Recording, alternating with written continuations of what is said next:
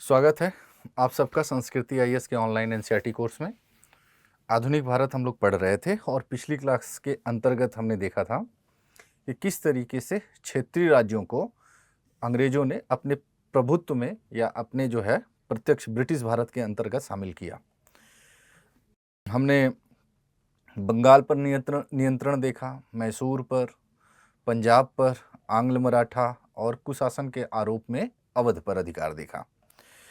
अब जो हमारा महत्वपूर्ण टॉपिक है जिसमें आपके एनसीईआरटी में काफ़ी चर्चा की गई है वो है कि ब्रिटिश सर्वोच्चता का विकास, यानी जो जिस तरीके से भारत के अंतर्गत अलग अलग कालखंडों में विभाजित करके देखा गया कि ब्रिटिश नीति क्या रही, तो भारत के अंतर्गत जो ब्रिटिश सर्वोच्चता का विकास रहा वो कैसे हुआ, तो उसे समझेंगे। फिर देखेंगे कि एक बृहद ब्रिटिश भारत का निर्माण जो अंग्रेजों द्वारा किया गया था, उस बृहद ब्रिटिश भारत के अंतर्गत उन्होंने प्रशासनिक और आर्थिक नीतियों को किस तरीके से लागू किया, तो उनकी प्रशासनिक नीतियों को समझेंगे, क्योंकि इतने बड़े साम्राज्य के अंतर्गत बिना प्रशासनिक व्यवस्था को सुदृढ़ किए शांति व्यवस्था को स्थापित करना नामुमकिन था। और ऐसी स्थिति में कैसे वो आर्थिक लाभ को सुनिश्चित कर पाते, तो उनके प्रशासनिक व्यवस्था को समझेंगे। तत्पश्चात उनके द्वारा भारत के अंतर्गत जो ब्रिटिश आर्थिक नीतियां लागू की गई थी उसे देखेंगे और फिर उनके प्रभावों को देखेंगे, जिसमें एक महत्वपूर्ण प्रभाव आपको देखने को मिलेगा कि इन्हीं नीतियों का परिणाम है कि भारत के अंतर्गत 1857 में एक महान विद्रोह होता है जिसे क्रांति की संज्ञा दी जाती है, 1857 का विद्रोह। ठीक है, तो 1857 के विद्रोह के विविध पहलुओं को देखेंगे, विविध पक्षों को देखेंगे, उसके नेतृत्वकर्ता, उसके प्रसार, सारी चीज़ों को हम डिटेल में देखेंगे, परिणामों पर प्रकाश डालेंगे। इस बात पर भी चर्चा करेंगे कि 1857 के विद्रोह को लेकर जो तमाम बातें की जाती हैं कि ये प्रथम स्वतंत्रता संघर्ष था या नहीं था, या जो भी स्थितियां हैं उस पर भी चर्चा करेंगे। ठीक है, तो आज की क्लास फिलहाल हम ब्रिटिश सर्वोच्चता, भारत में ब्रिटिश सर्वोच्चता का विकास और ब्रिटिश प्रशासनिक नीति पर केंद्रित होगी। ठीक है, और इन नीतियों के अंतर्गत हम देखेंगे कि जिन कानूनों को बनाया था, जिन कानूनों के माध्यम से अंग्रेजों ने भारत में ब्रिटिश शासन चलाना शुरू किया था, तो उसके तहत जो आधुनिक संकल्पना है, जिसे हम कहते हैं कानून के समक्ष समता या कानून की समानता और कानून के सम्मुख जो है सभी व्यक्ति समान हैं, कानून का शासन और कानून के सम्मुख समानता, ये दो आधुनिक अवधारणा है। इसका भी परीक्षण करेंगे कि क्या ब्रिटिश काल के अंतर्गत कानून का शासन था या कानून के सम्मुख समानता की स्थिति थी या कुछ और थी। ठीक है, तो शुरू करते हैं आज की क्लास। तो हेडिंग डालिए, ब्रिटिश सर्वोच्चता का विकास।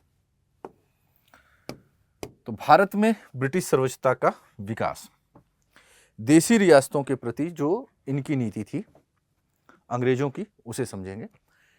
तो इसका अर्थ, सर्वोच्चता का अर्थ क्या है, फिर अलग अलग समय में इनके द्वारा, अंग्रेजों द्वारा अलग अलग नीतियां लागू की गई, जैसे 1757 से यानी प्लासी से लेके 1813। ठीक है, अब इन चीज़ों को भी समझना है। 1757 में क्या घटना घटी थी, इस समय प्लासी का युद्ध हुआ था, प्लासी का युद्ध, और प्लासी के युद्ध से बंगाल का जो है एक तरीके से दोहन शुरू किया गया था, किसके द्वारा, कंपनी के द्वारा। और 1813 में कंपनी के एकाधिकार की समाप्ति हो रही है, व्यापारिक एकाधिकार की समाप्ति, व्यापारिक एकाधिकार की समाप्ति हो रही है, जो कि 1833 में पूरी तरीके से समाप्त हो जाएगी। ठीक है, तो 1757 से 1813 के बीच में कंपनी की क्या नीति रही देशी रियासतों के प्रति, ब्रिटिश नीति, उसको समझेंगे। अधीनस्थ पृथक्करण की नीति 1813 से 1858, यानी इस समय उनकी नीति का जो मुख्य उद्देश्य क्या था, मुख्य अलग अलग उसके पक्ष क्या थे। फिर अधीनस्थ एकीकरण की नीति है 1858 से 1935, और फिर समान संघ की नीति है 1935 ईस्वी के पश्चात। यानी अंग्रेजों की देशी रियासतों के प्रति नीति जो रही वो अलग अलग समय पर अलग अलग रही, जिसे हम 4 भागों में बांट कर देखेंगे। ठीक है, एक घेरे की नीति है, दूसरा अधीनस्थ पृथक्करण की नीति है, जो 1813 से 1858 तक रही। 58 का मतलब है कि 1857 में क्रांति हुई थी और कंपनी के शासन का अंत हुआ था। 1858 में भारत में क्राउन का शासन स्थापित हुआ था, अर्थात अब भारतीय ब्रिटिश भारत का जो क्षेत्र था वो ब्रिटेन की संसद के उस पर उसका शासन था। ब्रिटेन की संसद का, ब्रिटिश संसद का शासन स्थापित हुआ। चूंकि ब्रिटेन में संसदीय शासन प्रणाली है और उस शासन प्रणाली का जो संवैधानिक प्रमुख है वो वहां का राजा होता था, क्राउन, तो क्राउन का शासन कहा जाता है। तो 1858 से 1935 के बीच में समझेंगे, चूंकि 1857 का जो महाविद्रोह था उसमें ये जो देसी रियासत हैं उन्होंने अंग्रेजों का साथ दिया था। अभी हम पढ़ेंगे जब 1857 का विद्रोह तो इसे और अच्छे समझेंगे। तो ब्रिटिशर्स की नीति बदल गई थी थोड़ी सी, और जब उनकी नीति में परिवर्तन आया तो फिर क्या आगे उनकी नीति रही, ठीक है, उसे समझेंगे। फिर 1935 के पश्चात समान संघ की नीति है, उसे देखेंगे, ठीक है। तो इसे शुरू करें तो सबसे पहले अर्थ देखें। ब्रिटिश सर्वोच्चता का अर्थ क्या है? तो इसका अर्थ होता है जब एक राजनीतिक शक्ति या एक राजनीतिक सत्ता द्वारा दूसरी राजनीतिक शक्ति पर नियंत्रण या प्रभाव स्थापित करता है, प्रभुत्व स्थापित करता है, तो उसे सर्वोच्च सत्ता कहलाता है। जैसे ब्रिटेन एक सत्ता है, भारत दूसरी सत्ता है, ठीक है। ये है ब्रिटेन, ये ब्रिटेन एक सत्ता है और ये है भारत, ठीक है। तो जब कोई एक देश, सामान्यतः वो देश विकसित होता है, तो जब कोई विकसित देश द्वारा अल्प विकसित देश पर अपने प्रभुत्व की स्थापना की जाती है, अर्थात राजनीतिक नियंत्रण स्थापित किया जाता है, राजनीतिक नियंत्रण ब्रिटेन स्थापित कर रहा है कहाँ? भारत पर, तो ब्रिटेन क्या हो जाएगा? सर्वोच्च सत्ता कहलाएगा, ठीक है। जब ब्रिटेन का राजनीतिक नियंत्रण भारत पर स्थापित होता है तो ब्रिटेन जो है सर्वोच्च सत्ता कहलाती है, यानी सर्वोच्च सत्ता का विकास होता है, ठीक है। यही बात कही जा रही है कि जब कोई एक राजनीतिक शक्ति द्वारा दूसरी राजनीतिक शक्ति पर, ठीक है, नियंत्रण और प्रभुत्व स्थापित करना ही सर्वोच्च सत्ता कहलाती है, ठीक है। ब्रिटिश जो सर्वोच्च सत्ता की स्थापना है वो क्रमिक विकास की प्रक्रिया थी, और इसमें आप देखेंगे तो सहायक संधि है, हड़प नीति है, रेलवे का विकास है, प्रशासनिक सेवा है, आधुनिक शिक्षा की पद्धति है, इन सब की भूमिका रही, ठीक है। तो इस बात को समझे आप? नहीं, कोई बात नहीं, फिर से समझिए। जब एक राजनीतिक सत्ता द्वारा किसी राजनीतिक सत्ता पर अपना राजनीतिक नियंत्रण स्थापित कर लिया जाता है तो जो राजनीतिक नियंत्रण स्थापित करती है सत्ता वो सर्वोच्च सत्ता कहलाती है। जैसे ब्रिटेन एक देश है, उसने भारत पर राजनीतिक नियंत्रण स्थापित किया, देख ही रहे हैं कि एक बड़े क्षेत्र को उसने प्रत्यक्ष विलय के माध्यम से एक ब्रिटिश भारत का निर्माण किया, तो ये सर्वोच्च सत्ता हुआ, ब्रिटिश सर्वोच्च सत्ता। तो ब्रिटिश सर्वोच्च सत्ता का जो विकास हुआ वो अचानक से तो हो नहीं गया। पहले तो उन्होंने बंगाल पर नियंत्रण किया, प्लासी बक्सर आपने देखा, ठीक है। फिर आगे चल के आपने देखा कि ब्रिटिश साम्राज्यवादी नीतियां आई, जिसमें सबसे पहले वेलेजली ने सहायक संधि के माध्यम से भारतीय क्षेत्रों पर अपना अधिकार करना शुरू किया, अपनी श्रेष्ठता सर्वोच्चता स्थापित करना शुरू किया। जो भी राज्य सहायक संधि स्वीकार करते थे उनके डिफेंस और फॉरेन ये दो मामले कहाँ हो जाते थे? ब्रिटिशर्स के अधीन हो जाते थे, और अब वो एक तरीके से सुरक्षा के नाम पर उनका स्वतंत्रता के अधिकार को छीन लिया गया था, ठीक है। तो इस ब्रिटिश सर्वोच्चता के विकास में जो ब्रिटिश साम्राज्यवादी नीतियां रहीं, जैसे वेलेजली की सहायक संधि रही, डलहौजी की डॉक्ट्रिन ऑफ लैप्स हड़प नीति रही, जैसे डलहौजी ने आप देखेंगे कि युद्ध के माध्यम से, गोद निषेध के माध्यम से और कुशासन के आरोप में अवध का विलय किया था, तो डलहौजी की हड़प नीति रही। रेलवे का विकास रहा, तो रेलवे ने कैसे सर्वोच्चता स्थापित किया? एक क्षेत्र से दूसरे क्षेत्र को जोड़ना आसान हुआ रेल के माध्यम से, और जब एक क्षेत्र को दूसरे क्षेत्र से जोड़ा गया तो वहां के आंतरिक विरोधों को, आंतरिक विद्रोहों को सेना के माध्यम से उसका दमन किया गया, क्योंकि यातायात और संचार में तीव्रता आई। अब एक क्षेत्र के सैनिक दूसरे क्षेत्र में अधिक तीव्रता, अधिक जल्दी पहुंच सकते थे। वहां के संसाधनों का दोहन किया गया, ठीक है, जिससे कि ब्रिटेन ताकतवर हुआ, मजबूत हुआ। तो रेलवे के माध्यम से भी ये सर्वोच्चता स्थापित हुई। प्रशासनिक सेवाओं के माध्यम से, जिसे सिविल सेवा कहते हैं, नागरिक सेवा का प्रचलन, नागरिक सेवा का जन्मदाता भारत में कॉर्नवालिस को माना जाता है, ठीक है। उसने नागरिक सेवा के माध्यम से, यानी कि जो आईसीएस होते थे, उनके माध्यम से प्रशासन चलाने का काम किया, ठीक है। उस नागरिक सेवा में जो उच्च कुलीन वर्गीय अंग्रेज होते थे, जो जमींदार हैं इस तरह के, वो आते थे। और आपको आश्चर्य होगा, अभी हम पढ़ाएंगे इस चीज़ को, समझेंगे कि नागरिक सेवा का जो वेतनमान होता था, समझ रहे हैं, वो 1500 रुपये महीने, और जो जिले की आय है, कुल आय है, राजस्व है, उसका 1% ये जो है इनको अधिकारियों को, आईसीएस अधिकारियों को दिया जाता था। अब ये इतनी अधिक होती थी, इतनी अधिक होती थी कि तात्कालिक विश्व में सबसे ज्यादा भुगतान पाने वाली सेवा भारतीय जानपद सेवा बन गई थी, आईसीएस, इंडियन सिविल सर्विसेज, नागरिक सेवा। और इन प्रशासनिक सेवाओं को, आईसीएस को, चांदी की चौखट कहा गया। भारत में प्रशासन की स्तंभ के रूप में चांदी का चौखट कहा गया। और भारत में ब्रिटिश शासन की स्थापना में इनकी बड़ी महती भूमिका रही, ठीक है। तो इसे समझेंगे। आधुनिक शिक्षा पद्धति की भी भूमिका रही। आधुनिक शिक्षा पद्धति ने ब्रिटिशर्स सर्वोच्चता को स्थापित किया। उन्होंने भारत में शिक्षा, सोचने, आचार विचार, रुचि में परिवर्तन किया। भारतीयों के आचार विचार, रुचि में परिवर्तन किया। पश्चिमी, मतलब ब्रिटिश शिक्षा की सर्वोच्चता स्थापित हो रही है।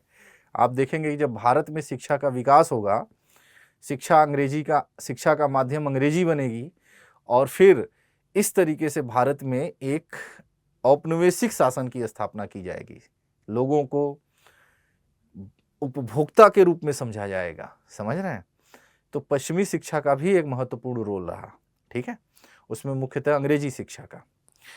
तो इन सब ने मिलकर भारत में ब्रिटिश सर्वोच्चता की स्थापना को स्थापित किया, समझ रहे हैं।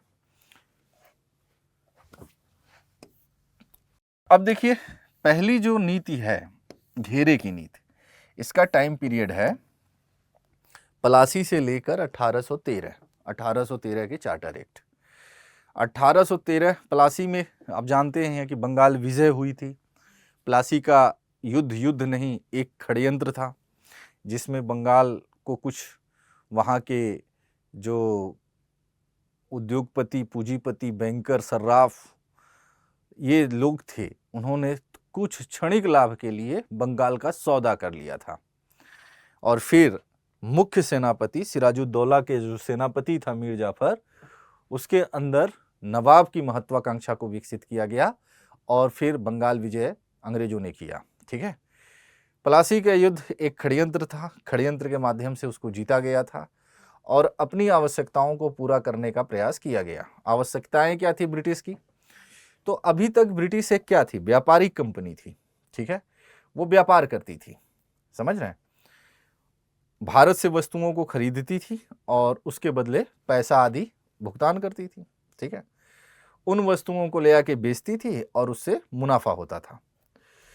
तो आरंभ में जब ये जो शुरुआती कंपनी का स्वरूप था, तो कंपनी तो 1600 में बनी, ईस्ट इंडिया कंपनी, तो वो आई भारत में व्यापार करने के लिए, तो एक व्यापारिक कंपनी थी। और उस व्यापारिक कंपनी ने भारत के निर्यात को प्रोत्साहित किया।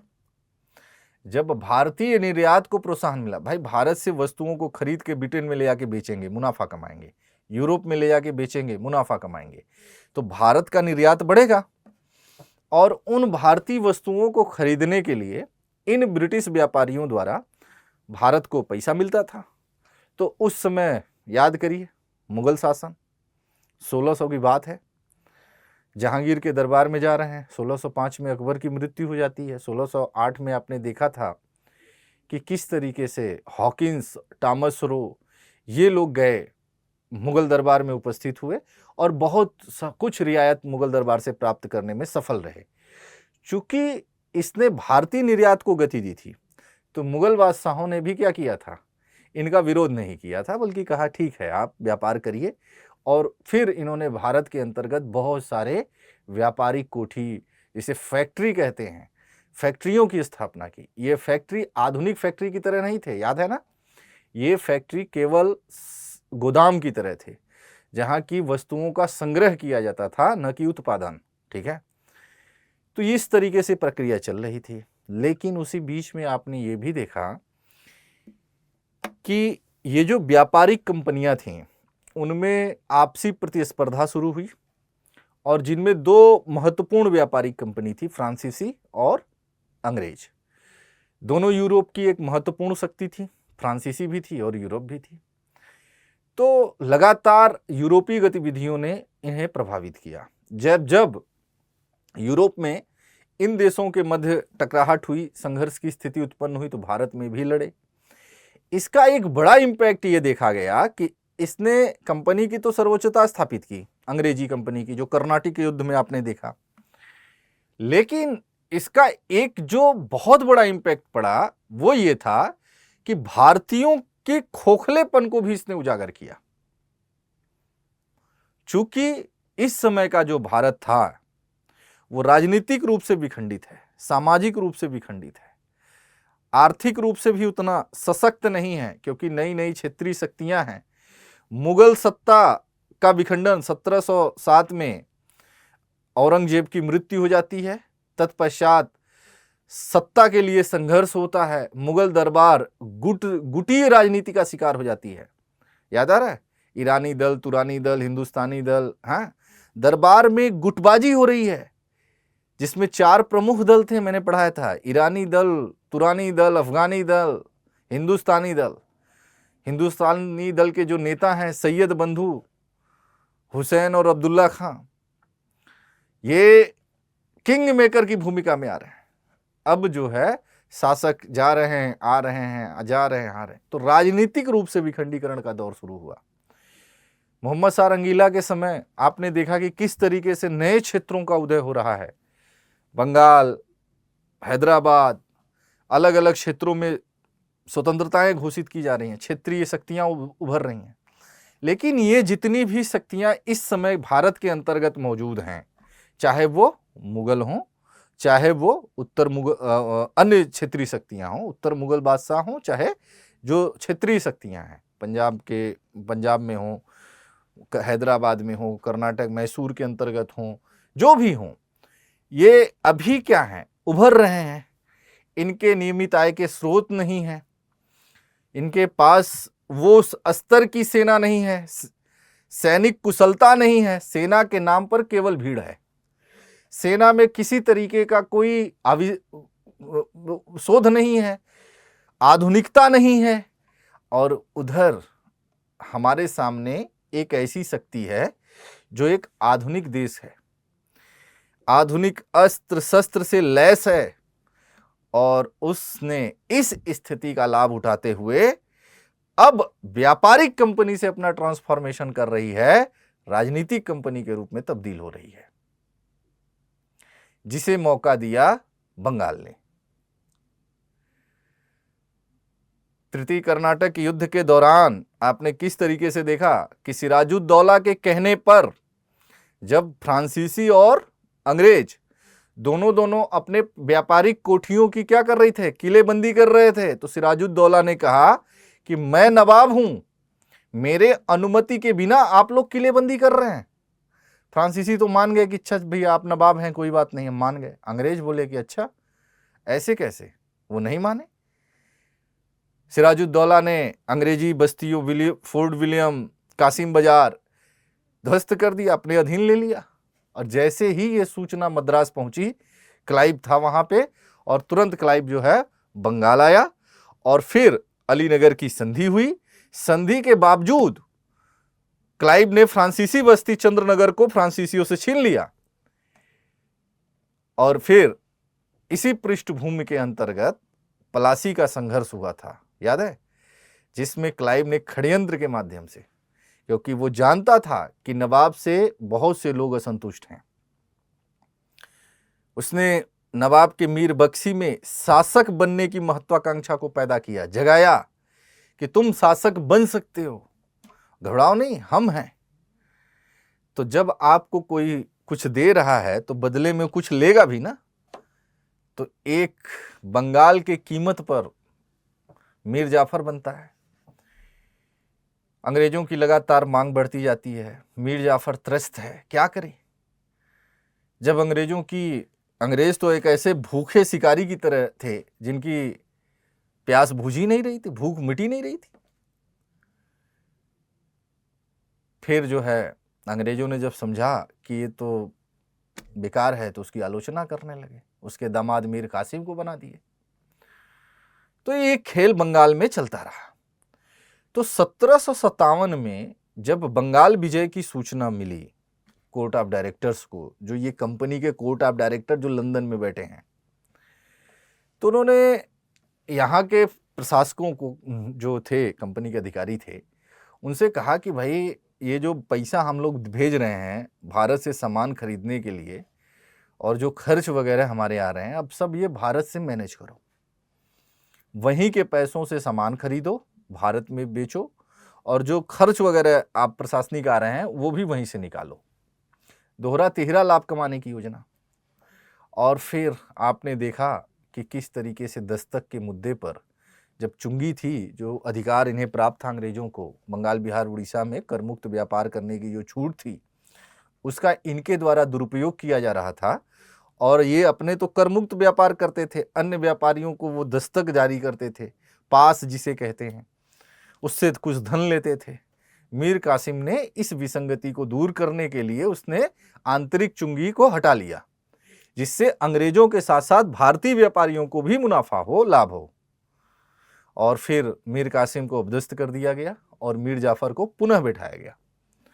अबदस्त नवाब भाग के अवध जाता है और अवध के नवाब शुजाउद्दौला और मुगल बादशाह शाह आलम द्वितीय के बीच में एक सशक्त संयुक्त जो है संधि होती है, एक सेना का गठन होता है। और फिर बक्सर के मैदान में इनका आमना सामना अंग्रेजों से होता है। बक्सर का जो युद्ध था वो एक वास्तविक युद्ध था, क्योंकि इसमें अंग्रेजों ने एक भारतीय शक्ति को, संयुक्त भारतीय शक्ति को पराजित किया, जिसमें एक तरफ बंगाल का नवाब, अवध का नवाब और मुगल बादशाह थे। फिर 1765 में इनसे एक संधि हुई और उस संधि के तहत दीवानी का अधिकार मिला। और फिर आपने देखा कि किस तरीके से बंगाल की लूट आरंभ हुई और इन बंगाल के संसाधनों को लूटकर अन्य क्षेत्रों को किस तरीके से विजित किया गया। यही कहानी है, समझ रहे हैं। इसी कहानी को अगर समझ जाएंगे, सारी घटनाएं समझ आ जाएंगी। और चूंकि कंपनी एक व्यापारिक कंपनी है, वो व्यापार करने आई है, तो उसका मूल उद्देश्य क्या होगा? अधिक से अधिक मुनाफा कमाना। तो उसने भारत से अधिक मुनाफा कमाया। अपने व्यापारिक एकाधिकारों को बनाए रखने के लिए उसने हर हथकंडे, साम दाम दंड भेद, इन सब का प्रयोग किया। ब्रिटेन में संसद के जो नेता हैं उनको उपहार दे रहे हैं, घूस दे रहे हैं, पैसा दे रहे हैं, भ्रष्टाचार ही भ्रष्टाचार बढ़ रहा है। यानी किसी तरीके से कंपनी का एकाधिकार भारत पर बना रहे, जिससे कि भारत के संसाधनों का अधिकतम दोहन किया जा सके। तो 1757 से 1813 का जो टाइम पीरियड है, इसे घेरे की नीति के नाम से जानते हैं। कंपनी ने भारतीय राज्यों के प्रति समानता का दृष्टिकोण बनाए रखा और इस घेरे की नीति में, मतलब घेरना, भारतीय राज्यों को घेरा गया, समझ रहे हैं। और इसी टाइम पीरियड में वेलेजली ने सहायक संधि का विकास किया था। सहायक संधि हम लोगों ने पढ़ा है। सहायक संधि के माध्यम से भारतीय रियासतों पर अपना नियंत्रण स्थापित करने का प्रयास किया गया। अब वेलेजली की सहायक संधि के बारे में तो आप लोग जानते हैं कि जो सहायक संधि अपना लेता था वो एक तरीके से आश्रित राज्य हो जाता था, चाहे वो 1765 में अवध के नवाब से की गई संधि हो। पहले आरंभ में तो सहायक संधि जैसे जो साम्राज्यवादी नीति थी अंग्रेजों की, वो बहुत स्पष्ट नहीं थी। इसको पहली बार परिभाषित किया या साम्राज्यवादी नीतियों को स्पष्ट करने का काम किया था वेलेजली ने। उसने सहायक संधि के प्रावधानों का उल्लेख किया कि अगर आप कोई भी देशी रियासत है, भारतीय राज्य है, भारतीय राज्य, देशी रियासत जो भी हैं, नवाब हैं, राजे हैं, रजवाड़े हैं, जो सहायक संधि स्वीकार करेगा उसे कुछ टर्म और कंडीशन को मानना पड़ेगा। जैसे उसका डिफेंस मामला किसके अधीन हो जाएगा? अंग्रेजों के, मतलब सैनिक किसके अधीन हो जाएंगे? अंग्रेजों के अंतर्गत आ जाएंगे। उनका विदेशी मामला, यानी कि विदेशी मामले कहने का आशय है कि वो राज्य विदेशी, मतलब अपने पड़ोसी राज्य हों या विदेशी शक्ति हों, वो उनके जो भी मामले हैं, चाहे उनके संदर्भ में युद्ध हो, संधि हो, या किसी यूरोपी को सेवा में रखना हो न रखना हो, इन सब का निर्धारण कौन करेगा? अंग्रेज करेंगे। और एक अंग्रेजी सेना, अंग्रेज रेजिडेंट, वो संबंधित राज्य में रहेगा जो सहायक संधि स्वीकार करेगा। सामान्यतः जो ब्रिटिश रेजिडेंट है, ब्रिटिश प्रतिनिधि है, जो उस राज्य में है, वो उस राज्य के आंतरिक मामलों में हस्तक्षेप नहीं करेगा। लेकिन व्यवहार में इसका उल्टा होता था और इसका इतना अधिक लाभ हुआ कि भारतीय राज्यों ने सुरक्षा के नाम पे स्वतंत्रता का बलिदान कर दिया। भारतीय राज्यों को निष्क्रिय कर दिया गया, भारतीय क्षेत्रों का अतिशय दोहन किया गया और विद्रोहों को, जब इन दोहन या इन शोषण के विरुद्ध विद्रोह उपजा, भाई अगर आप किसानों का दोहन करेंगे तो किसान विद्रोह तो करेंगे, तो उनको नवाब की तरफ मोड़ दिया जाता था कि भैया शासक तो ये हैं, शासन तो इनका है। तो सहायक संधि ने एक बड़ा ब्रिटिश भारत क्षेत्र का निर्माण करने में बहुत बड़ा मील का पत्थर साबित हुआ था। समझ रहे हैं? तो घेरे की नीति में कंपनी ने भारतीय राज्यों के प्रति समानता का दृष्टिकोण बनाए रखा और सहायक संधि, सब्सिडियरी ट्रीटी के माध्यम से देशी राज्यों को अपने अधीन बनाया। ठीक है, और फिर वहां के संसाधनों का दोहन किया। ठीक है, तो पहली नीति है घेरे की नीति, यानी भारतीय देशी रियासतों, भारतीय राज्यों को घेरना। ठीक है, आगे चले। दूसरी नीति है अधीनस्थ पृथक्करण की नीति। ठीक है, ये 1813 से 1858 के बीच में है। अब देखिए, इस बात को समझ लीजिए, अधीनस्थ पृथक्करण की नीति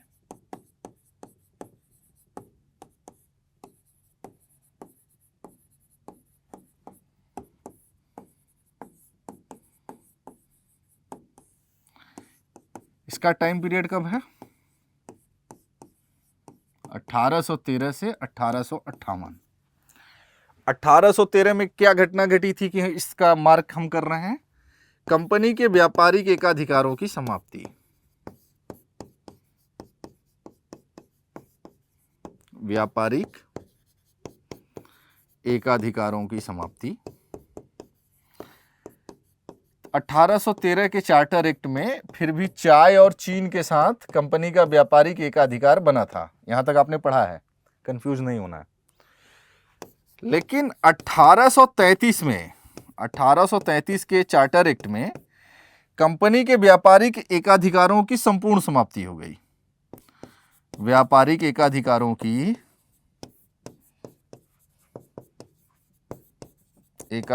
की संपूर्ण समाप्ति हो गई।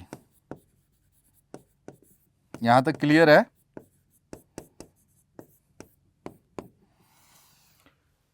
कंपनी के व्यापारिक एकाधिकार की समाप्ति का अर्थ समझ लीजिए।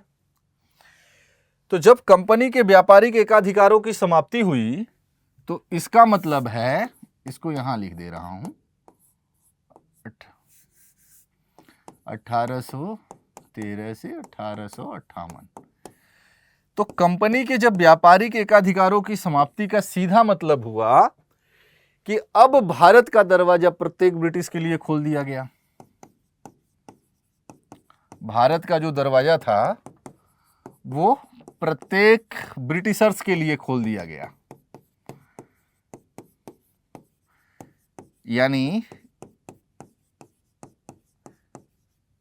ईस्ट इंडिया कंपनी तो थे ही, और भी ब्रिटेन की कंपनियां भारत में व्यापार करने के लिए अग्रसर हुई, आगे आई। ठीक है, इसी क्रम में आप देखेंगे ईसाई मिशनरीज भी आ रही हैं, बहुत सारी नीतियों में परिवर्तन होगा। अब क्या है, मुक्त अर्थव्यवस्था की नीति अपनाई गई थी, मुक्त अर्थव्यवस्था की नीति अपनाई गई, यानी व्यापारिक एकाधिकारों को समाप्त कर मुक्त अर्थव्यवस्था की नीति अपनाई गई। यानी इसका अर्थ हुआ कि इस नीति के तहत जो ब्रिटिश में औद्योगिक क्रांति के परिणाम स्वरूप उत्पादित वस्तुएं हैं, उत्पादित माल हैं, उनका अधिक से अधिक निर्यात कहां किया जाए, भारतीय बाजारों में। तो भारत को एक बाजार के रूप में स्थापित करना उद्देश्य बन गया। तो भारत में बाजार का विकास, भारत को बाजार के रूप में विकसित करना अब उद्देश्य बन गया। मतलब दो उद्देश्य इस पीरियड में आप देखेंगे, एक है भारत से कच्चे माल की प्राप्ति, कच्चे माल और खाद्यान्न, इन दोनों की प्राप्ति। ठीक है, और भारत को बाजार के रूप में विकसित करना। इसका मतलब समझ लीजिए आप लोग,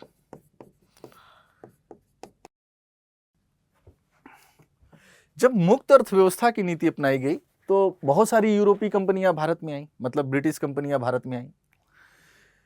तो अब उन कंपनियों के लिए कच्चा माल चाहिए, चूंकि मशीनों से उत्पादन हो रहा है, औद्योगिक क्रांति हो गई है। 18वीं सदी के मध्य में ही औद्योगिक क्रांति हो चुकी है और इस समय वो अपने उच्च स्तर पर है, समझ रहे हैं, शबाब पर है। अब वो अधिक से अधिक उत्पादन कर रहे हैं, मशीनों से उत्पादन हो रहा है। तो उन वस्तुओं को भारत में बेचा गया और भारत से कच्चे माल, मतलब उद्योगों के लिए जैसे कपास है, नील है, रेशम है, कच्चे मालों की प्राप्ति की गई और खाद्यान्न की प्राप्ति की गई, क्योंकि उन उद्योगों में काम करने वाले लोगों के लिए खाद्यान्न की उपलब्धता भी सुनिश्चित करनी थी। और फिर जो उद्योगों में निर्मित वस्तुएं हैं उनको भारतीय बाजार में बेचकर मुनाफा कमाया गया। समझ रहे हैं? इसके लिए आवश्यकता क्या होगा कि भारत के अंतर्गत एक बड़े क्षेत्र को अपने नियंत्रण में लिया जाए, एक बड़े क्षेत्र पर क्या किया जाए, अधिकार। अब जब ये क्षेत्र अधीनता स्वीकार करेगा तभी ना बात बनेगी। अगर एक बड़ा क्षेत्र जब अधीनता, इसीलिए इस समय देखेंगे कि डलहौजी की जो नीतियां आएंगी बड़ी ही अग्रेसिव रहेंगी। तो एक बड़े क्षेत्र पर ब्रिटिश नियंत्रण स्थापित करने का प्रयास किया गया, समझ रहे हैं। दूसरी बात क्या की गई कि भारतीयों के सामाजिक सांस्कृतिक मामले में हस्तक्षेप किए गए, सामाजिक सांस्कृतिक मामले में हस्तक्षेप होंगे, ठीक है, और उनको बताया जाएगा कि देखिए जो हम हैं ना वो आपके हितैषी हैं, समझ रहे हैं, क्योंकि आप अपने समाज को देख रहे हैं ना किस तरीके का आपका समाज है, इसमें कितनी बुराइयां हैं। तो सामाजिक सांस्कृतिक हस्तक्षेप होगा, सक्रिय हस्तक्षेप किया गया, क्योंकि भारतीयों को उपभोक्ता बनाना था, समझ रहे हैं। तो बहुत से सुधार कार्य हुए, सामाजिक क्षेत्र में होंगे, धार्मिक क्षेत्र में होंगे, उसी संदर्भ में भारत में पुनर्जागरण का उदय भी होगा, समझ रहे हैं। तो इस तरीके से मतलब भारत का कुल मिला के अधिक से अधिक दोहन और शोषण सुनिश्चित करने का प्रयास किया गया, ठीक है। तो अधीनस्थ पृथक्करण की नीति में आपने देखा कि यूरोप में नेपोलियन का पतन हो गया, नेपोलियन के साम्राज्यवादी प्रसार का भय समाप्त हो गया। इसका अर्थ हुआ कि फ्रांस का जो भय था ब्रिटेन को वो समाप्त हो गया, ठीक है, समाप्त। उधर औद्योगिक क्रांति हो गई है और औद्योगिक क्रांति के कारण उत्पादन में वृद्धि हो रही है, अत्यधिक उत्पादन हो रहा है। कच्चे माल और निर्मित वस्तुओं की बिक्री के लिए एक बड़े बाजार की आवश्यकता है और इसी क्रम में आपने देखा कि भारत के अंतर्गत एक बड़े क्षेत्र पर अधिकार स्थापित करने का प्रयास किया गया। प्रत्यक्ष विलय विस्तार की नीति अपनाई गई ताकि उन क्षेत्रों के संसाधनों का अधिक से अधिक दोहन किया जा सके और ब्रिटेन में निर्मित वस्तुओं को उन क्षेत्रों में बेचकर उससे मुनाफा कमाया जा सके। यानी ब्रिटेन के उद्योगों के लिए बाजार को सुनिश्चित करना और भारतीय संसाधनों का ब्रिटेन के उद्योगों के लिए प्रयोग करना, समझ रहे हैं। चूंकि ब्रिटिश कंपनी ने व्यापारिक एकाधिकारों को समाप्ति की, मुक्त अर्थव्यवस्था या मुक्त व्यापार की नीति को अपनाया, और मुक्त व्यापार की नीति का परिणाम था कि भारत का दरवाजा प्रत्येक ब्रिटिशर्स के लिए क्या किया, खोल दिया गया। अब औद्योगिक देश की सर्वोच्चता भारतीय राज्यों में स्थापित हुई, यानी एक बड़े क्षेत्र पर ब्रिटिश नियंत्रण स्थापित हुआ। ब्रिटिशर्स द्वारा इसी क्रम में भारत के सामाजिक सांस्कृतिक मामलों में भी सक्रिय हस्तक्षेप किया गया। ये बताया गया कि देखो भाई, आप जिस देश में रहते हो वह देश सामाजिक और सांस्कृतिक रूप से एक पिछड़े देश का प्रतिनिधित्व कर रहा है। उस देश में महिलाओं से संबंधित हर तरह की सामाजिक कुरीतियां हैं, आधुनिक शिक्षा का अभाव है, तरह तरह की विकृतियां हैं। ऐसा कौन समाज हो सकता है जिसमें सती जैसी अमानवीय प्रथा हो? ऐसा कौन समाज हो सकता है जिसमें दहेज जैसी प्रथा हो, विधवा पुनर्विवाह की स्थिति न हो? समझ रहे हैं? बाल विवाह हो, कन्या भ्रूण हत्या हो, दास प्रथा, मतलब इतनी तरह की समस्याएं हैं। ये एक ऐसा समाज है जो कि विकृत हो चुका समाज है। तो उन्होंने कहा घबराइए नहीं, हम आ गए हैं और हम इन सारी समस्याओं को दूर करेंगे। इसका प्रतीकात्मक अर्थ था कि भारतीयों के अंतर्गत ये भाव पैदा करना कि ये हमारे हितैषी हैं, हितैषी बनकर शोषण करने की नीति अपनाई गई। ठीक है, और उसका कुल उद्देश्य एक था कि भारतीयों को क्या किया जाए, उपभोक्ता के रूप में तब्दील किया जाए। शिक्षा व्यवस्था अपनाई गई ब्रिटिशर्स, ताकि आचार विचार और रुचि को परिवर्तन किया जाए। मैकाले ने कहा था कि मैं एक ऐसे भारत को देखना चाहता हूं जो रूप रंग में क्या हूं, भारतीय हूं, लेकिन आचार विचार और रुचि में क्या हूं, अंग्रेज। तभी तो भाई, अगर कोई व्यक्ति है हमारे सामान को क्यों खरीदेगा? अगर हम ईसाईकरण करें, अगर हम उसे अपनी श्रेष्ठता बताएंगे, तभी तो वो हमारा उपभोक्ता बनेगा, हमारा सामान खरीदेगा। तो भारत में ब्रिटिश वस्तुओं की मांग तभी बढ़ेगी ना जब उनके आचार विचार और रुचि को बदल दिया जाए, रुचि में परिवर्तन कर दिया जाए, ऑटोमेटिक डिमांड बढ़ जाएगी। समझ रहे हैं? तो ये प्रयास किया गया, और राजनीतिक विस्तार के साथ ही साथ आर्थिक, सामाजिक, सांस्कृतिक क्षेत्र में भी ब्रिटिश सर्वोच्चता स्थापित करने का काल था 1813 से 1858। ठीक है, यहां तक बात समझ में आ गई होगी।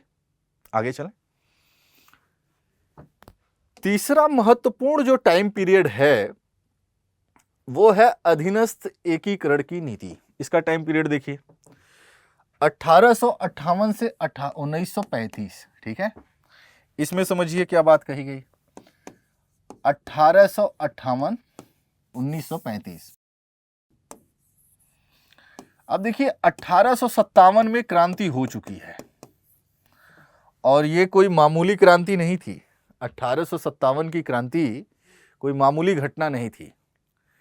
ब्रिटिश संसद में इस क्रांति की महत्ता को स्थापित करते हुए, इस क्रांति की भयावहता को देखते हुए ब्रिटिश सांसद डिज़रेली ने कहा था कि 1857 की जो विद्रोह है वो विद्रोह नहीं बल्कि एक स्वतंत्रता संघर्ष था, ये एक राष्ट्रीय विद्रोह था, ऐसा डिज़रेली ने कहा।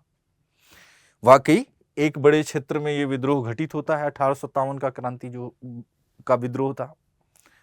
ठीक बात है, अभी हम पढ़ेंगे 1857 का विद्रोह कि अपने अपने स्वहितों के लिए लोगों ने लड़ा, लेकिन अगर सबके अपने अपने हितों को जोड़ दिया जाए तो उनका कॉमन शत्रु तो एक था, वो था अंग्रेज।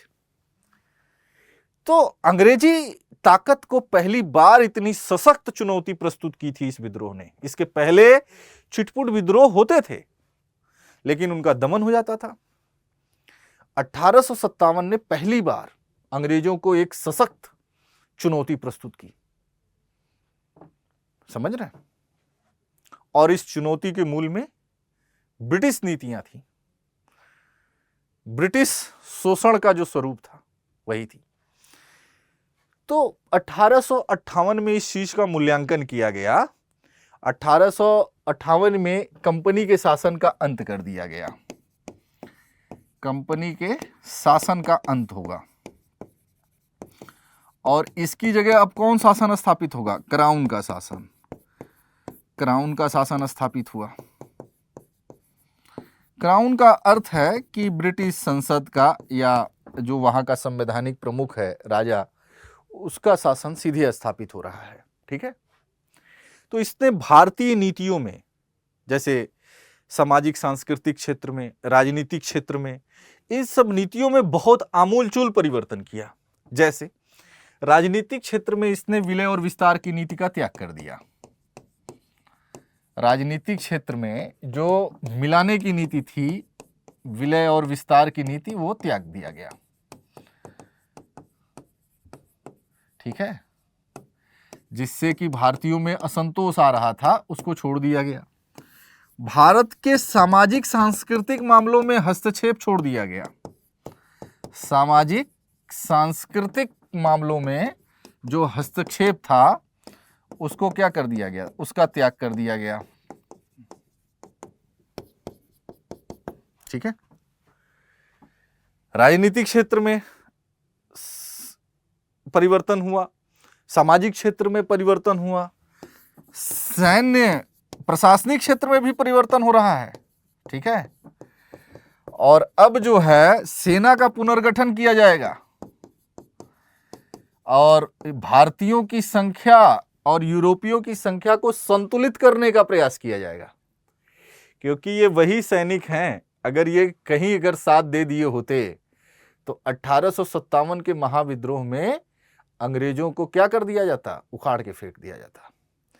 देसी रियासतों के प्रति नीति में बदलाव किया गया, चूंकि इन्हें कैनिंग ने कहा था कि ये जो देसी रियासतें हैं, इन्होंने अगर साथ न दिया होता तो हमें कब का उखाड़ के फेंक दिया गया होता भारत से। तरंग रोध का कार्य किया था इन देसी रियासतों ने।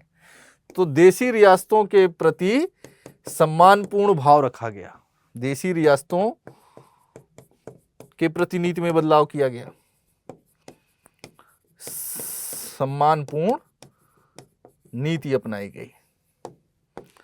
लेकिन अभी भी एक चीज ध्यान रखना, अंग्रेजों का जो मूल था, उपनिवेश का जो मूल होता है, वो होता है आर्थिक दोहन। उस चीज को बनाए रखा गया, यानी भारतीयों का औपनिवेशिक शोषण जारी रहा और अब शोषण के तरीके बदल गए। बांटो और राज करो की नीति के माध्यम से भारतीयों का अधिकतम शोषण करने का प्रयास किया गया। ठीक है, तो इसे समझ लीजिए।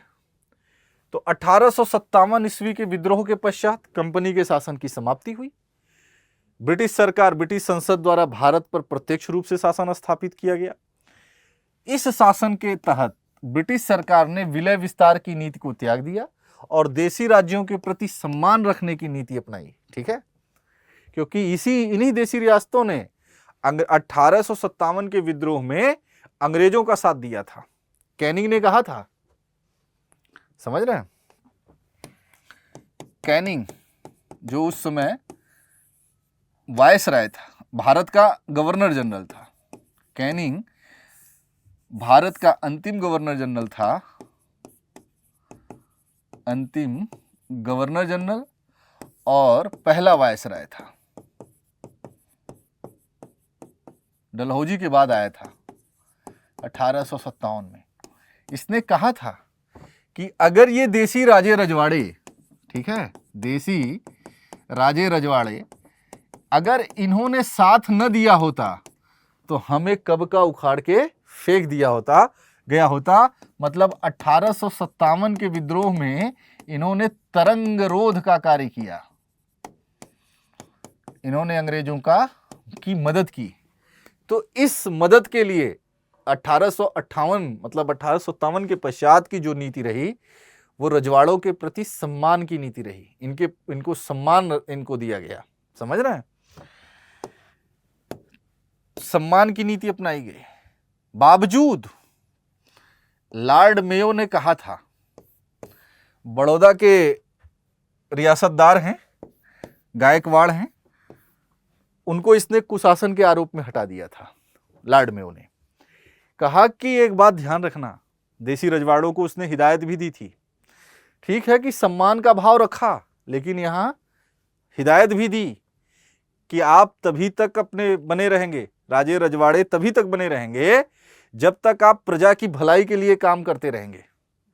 जब तक आप प्रजा की भलाई को ध्यान में रखेंगे तभी तक आपका अस्तित्व बना रहेगा। जहां इसको आपने विस्मृत किया, आपको हटा दिया जाएगा। और बड़ौदा के गायकवाड़ को इसी मामले में कुशासन के आरोप में हटा दिया गया था। ठीक है, मुगल शासन समाप्त हो गया था और ब्रिटेन की जो महारानी है वो भारत की महारानी घोषित हो रही हैं। मॉन्टेग्यू चेम्सफोर्ड सुधारों के तहत एक नरेंद्र मंडल यानी राजाओं का संघ बनाया गया जो ब्रिटिश सर्वोच्चता को सूचित करता है। ठीक है, यानी एक राजाओं का, देसी रियासत के राजाओं का एक संघ बनाया गया, नरेंद्र मंडल, और उस पर किसकी सर्वोच्चता थी? ब्रिटेन की। तो ये देसी रियासतों पर ब्रिटिश सर्वोच्चता को सूचित कर रहा है। समझ रहे हैं? देसी राज्यों और ब्रिटिश सत्ता के संबंध निर्धारण के लिए एक बटलर कमेटी का गठन किया गया था जिसने राज्यों के ऊपर ब्रिटिश सर्वोच्चता स्थापित करने में भूमिका निभाई। ठीक है, आगे है, महत्वपूर्ण है, समान संघ की नीति, यानी 1935 और उसके बाद। दरअसल 1935 के एक्ट में कहा गया था कि भारत में एक संघ का निर्माण होगा। इसे समझ लीजिए, 1935 का एक्ट। ठीक है, और इसमें कहा गया था कि भारत में एक संघ, अर्थात ये अर्थ ध्यान रखिएगा, फेडरेशन, संघ का निर्माण होगा, फेडरेशन का निर्माण होगा। और जो ये फेडरेशन होगा वो ब्रिटिश भारत और देसी रियासतों से मिलके बनेगा। ठीक है, लेकिन ये तभी अस्तित्व में आएगा जब आधे से अधिक रियासत क्या हैं? इस संघ का समर्थन करेंगे। आई बात समझ में? 1935 के एक्ट में कहा गया कि भारत में एक संघ स्थापित किया जाएगा। ठीक है, संघ का अर्थ है फेडरेशन। अब देखिए यहां एक माइन्यूट अंतर है, इस बात को भी समझ लीजिए। फेडरेशन मतलब संघ, यूनियन मीन्स संघ। अमेरिका को जानते ही होंगे आप लोग, अक्सर न्यूज़पेपर वगैरह में, भाई इतने बड़े हो गए तो अमेरिका को तो जान ही रहे ना। अमेरिकी संघ फेडरेशन कहलाता है, भारतीय संघ यूनियन कहलाता है। तो ऐसा क्या चमत्कार है, ऐसा क्या अंतर है? अर्थ तो दोनों का अगर देखा जाए तो संघ ही है, लेकिन अमेरिकी संघ को हम फेडरेशन और भारतीय संघ को हम यूनियन कहते हैं, जो वर्तमान की स्थिति है। तो इसमें एक बड़ा माइन्यूट अंतर है।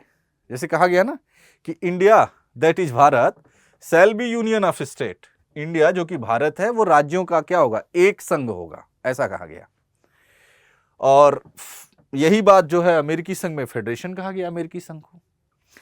तो इसमें एक मूलभूत अंतर है कि जब संघ का निर्माण, जब किसी संघ का निर्माण समझौते के आधार पर हो, ठीक है, म्यूचुअल समझौते पर के आधार पर किया जाए, तो ऐसे संघ को हम फेडरेशन कहते हैं। समझ रहे हैं? तो 1935 में जिस संघ का निर्माण होना था वो संघ एक समझौते का परिणाम होता, क्योंकि इसमें कहा गया कि ब्रिटिश भारत और देसी रियासतों से मिलकर एक संघ बनेगा, और वो संघ तभी अस्तित्व में आएगा जब आधे से अधिक देसी रियासत इसका समर्थन करेंगे। यानी एक समझौते से इस संघ का निर्माण होना था। वहीं अब भारत में देखिए जो संघ बना वो समझौते का परिणाम नहीं है। India that is Bharat shall be union of state, इसमें बड़ा महत्वपूर्ण अर्थ है। गूढ़ मतलब होता है शैल, शैल शब्द का प्रयोग हुआ, शैल बी मतलब भारत जो कि राज्यों का संघ होगा। इसका मतलब है कि भारत में जो राज्य हैं, संघ हैं, राज्य हैं, उन्होंने किसी समझौते के आधार पर संघ का निर्माण नहीं किया है, समझ रहे हैं। वो भारत के अविभाज्य अंग हैं, भारत से उनको अलग होने की शक्ति नहीं है, इस तरह की बातें हैं, समझ रहे हैं। तो ये एक बेसिक डिफरेंस है, समझ रहे हैं। तो समान संघ की नीति की बात कही गई। 1935 के एक्ट के तहत कहा गया कि ब्रिटिश प्रांत और भारतीय रियासतों को मिलाकर एक भारतीय संघ का निर्माण किया जाएगा। क्या आपको लगता है कि देसी रियासत इसके लिए तैयार होंगे? तो आधे से अधिक देसी रियासत ने समर्थन नहीं किया और यही कारण था कि भारतीय संघ का निर्माण नहीं हो पाया, क्योंकि भारतीय संघ का निर्माण तभी अस्तित्व में आएगा जब रियासतों की आधी संख्या इसके पक्ष में होगी, और आधी संख्या इसके पक्ष में नहीं हुई, अतः संघ स्थापित नहीं हो सका। ठीक है, तो इस तरीके से भारत के अंतर्गत देसी रियासतों के प्रति जो नीति थी, जो ब्रिटिश सर्वोच्चता का विकास था, वो हमने पढ़ा। ठीक है, अब देख आगे चलते हैं। तो ब्रिटिश सर्वोच्चता स्थापित हुई, ठीक है, ये है भारत।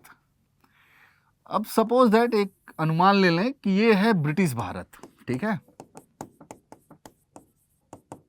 एक क्षेत्र है, मान लीजिए एग्जैक्ट ऐसा ना हो लेकिन इसी तरीके का है, मतलब एक ऐसा क्षेत्र है जिस पर किसका, ब्रिटेन का अधिकार है। अब इसके अंतर्गत देखिए क्या है मामला, एक बड़ा क्षेत्र है तो एक बड़ी जनसंख्या होगी, एक बड़ी जनसंख्या है, ठीक है, और इस जनसंख्या में अलग अलग भाषा भाषी लोग हैं, अलग अलग धर्म को मानने वाले हैं, भिन्न धार्मिक, जो भारत की विविधता है, यानी ये जनसंख्या विविधता से भरी हुई है, विविधता से युक्त है। अब इस जनसंख्या में जो सबसे बड़ी चुनौती है वो है लॉ एंड ऑर्डर की। ब्रिटिशर्स के समक्ष एक चुनौती है ना कि भारत में शांति व्यवस्था स्थापित किया जाए, और इनको अधीन बनाए रखने के लिए, इनको अपने अधीन स्थापित करने के लिए एक सुदृढ़ प्रशासनिक व्यवस्था स्थापित की जाए, सुदृढ़ प्रशासनिक व्यवस्था की स्थापना की जाए। ठीक है, तभी तो वहां बेहतर लॉ एंड ऑर्डर भी मेंटेन हो पाएगा, और इन क्षेत्रों का जो प्राकृतिक संसाधन है या संसाधनों का दोहन किया जा सकेगा। ठीक है, यानी जो इनका मूल उद्देश्य है कंपनी का मूल उद्देश्य क्या है, कंपनी का हो चाहे आगे चल के क्राउन का हो। ठीक है, दोनों स्थितियों में ध्यान रखिएगा आप कि एक जो ब्रिटिश भारत है, यानी भारतीय जो क्षेत्र है, वहां शांति व्यवस्था स्थापित करना, किसी तरीके का विरोध न हो, विद्रोह न हो, समझ रहे हैं, और ताकि वहां के संसाधनों का अधिक से अधिक दोहन सुनिश्चित किया जाए, इसके लिए आवश्यक था कि भारत में एक सुदृढ़ प्रशासनिक तंत्र का विकास किया जाए।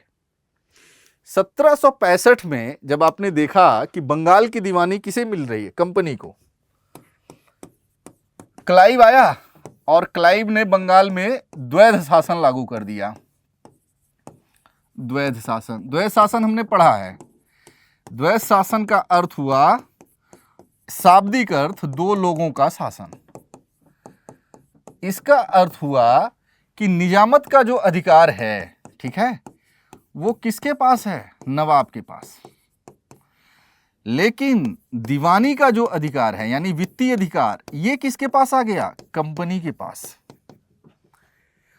कंपनी ने निजामत के अधिकार को भी अपने कब्जे में ले लिया था, समझ रहे हैं, लेकिन उसने नवाब को बनाए रखा कि भाई आप बने रहो, समझ रहे हैं।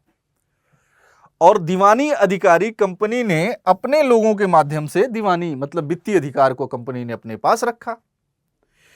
फिर आपने देखा कि जो ये टाइम पीरियड है 1765 से 1772 तक का, ये 7 वर्ष का जो टाइम पीरियड है, इसने बंगाल को उजाड़ कर दिया। अतिशय बंगाल में लूट माट खसोट, के.एम. पणिक्कर कहते हैं तो डाकुओं का राज आ गया, पर्सिवल स्पीयर कहते हैं कि तो बेशर्मी लूट का काल शुरू हो गया। मतलब अतिशय लूटपाट हुआ, अतिशय मतलब वहां का दोहन किया गया। इस स्थिति को देखते हुए वारेन हेस्टिंग्स जब बंगाल का गवर्नर जनरल बनता है तो उसने द्वैध शासन की समाप्ति की। द्वैध शासन की समाप्ति किसने की? वारेन हेस्टिंग्स ने। ठीक है, अब इस बात को समझिए, अभी तक प्रशासनिक कार्य कौन कर रहा था? नवाब। तो पूर्व में स्थापित प्रशासनिक जो उनकी व्यवस्था थी उसी के माध्यम से नवाब प्रशासन चला रहा था, लेकिन वित्तीय कमजोरी के अभाव में वो प्रशासनिक दायित्वों को निभा नहीं पा रहा था, जिसके कारण बंगाल पूरी तरीके से अव्यवस्था का शिकार हो चुका था। समझ रहे हैं? लेकिन 1772 में इस स्थिति को देखते हुए, लूटपाट खसोट या बंगाल की अव्यवस्था को देखते हुए वारेन हेस्टिंग्स ने इस द्वैध शासन को समाप्त कर दिया। उसने कहा कि भाई ये द्वैध शासन ठीक बात नहीं है। ठीक है, और अब कंपनी ने प्रशासनिक अधिकार क्या किया? अपने हाथ में ले लिया। यानी प्रशासनिक अधिकार भी किसके पास आ गया? कंपनी के पास। प्रशासनिक अधिकार भी है और वित्तीय अधिकार या दीवानी का अधिकार भी आ गया। प्रशासन के अंतर्गत आप देखेंगे तो एक सामान्य प्रशासन है, ठीक है, न्याय प्रशासन है, ठीक है, सैन्य प्रशासन है, ये सब सारी चीजें आती हैं।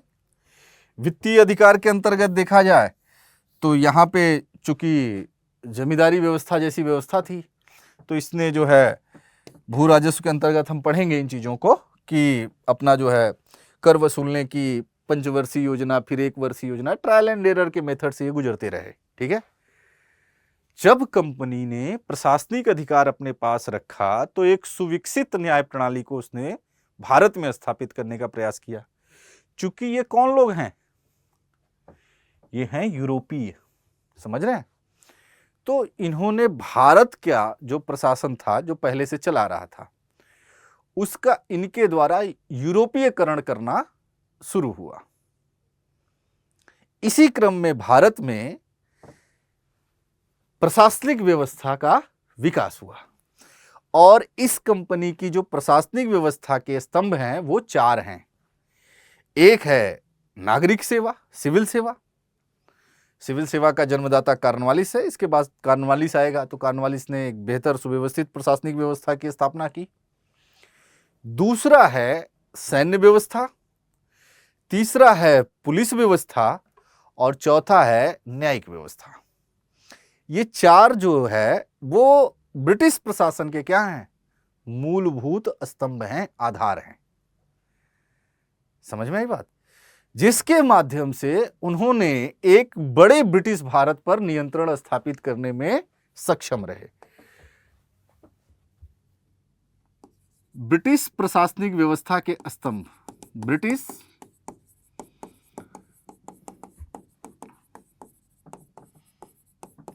प्रशासनिक व्यवस्था के स्तंभ।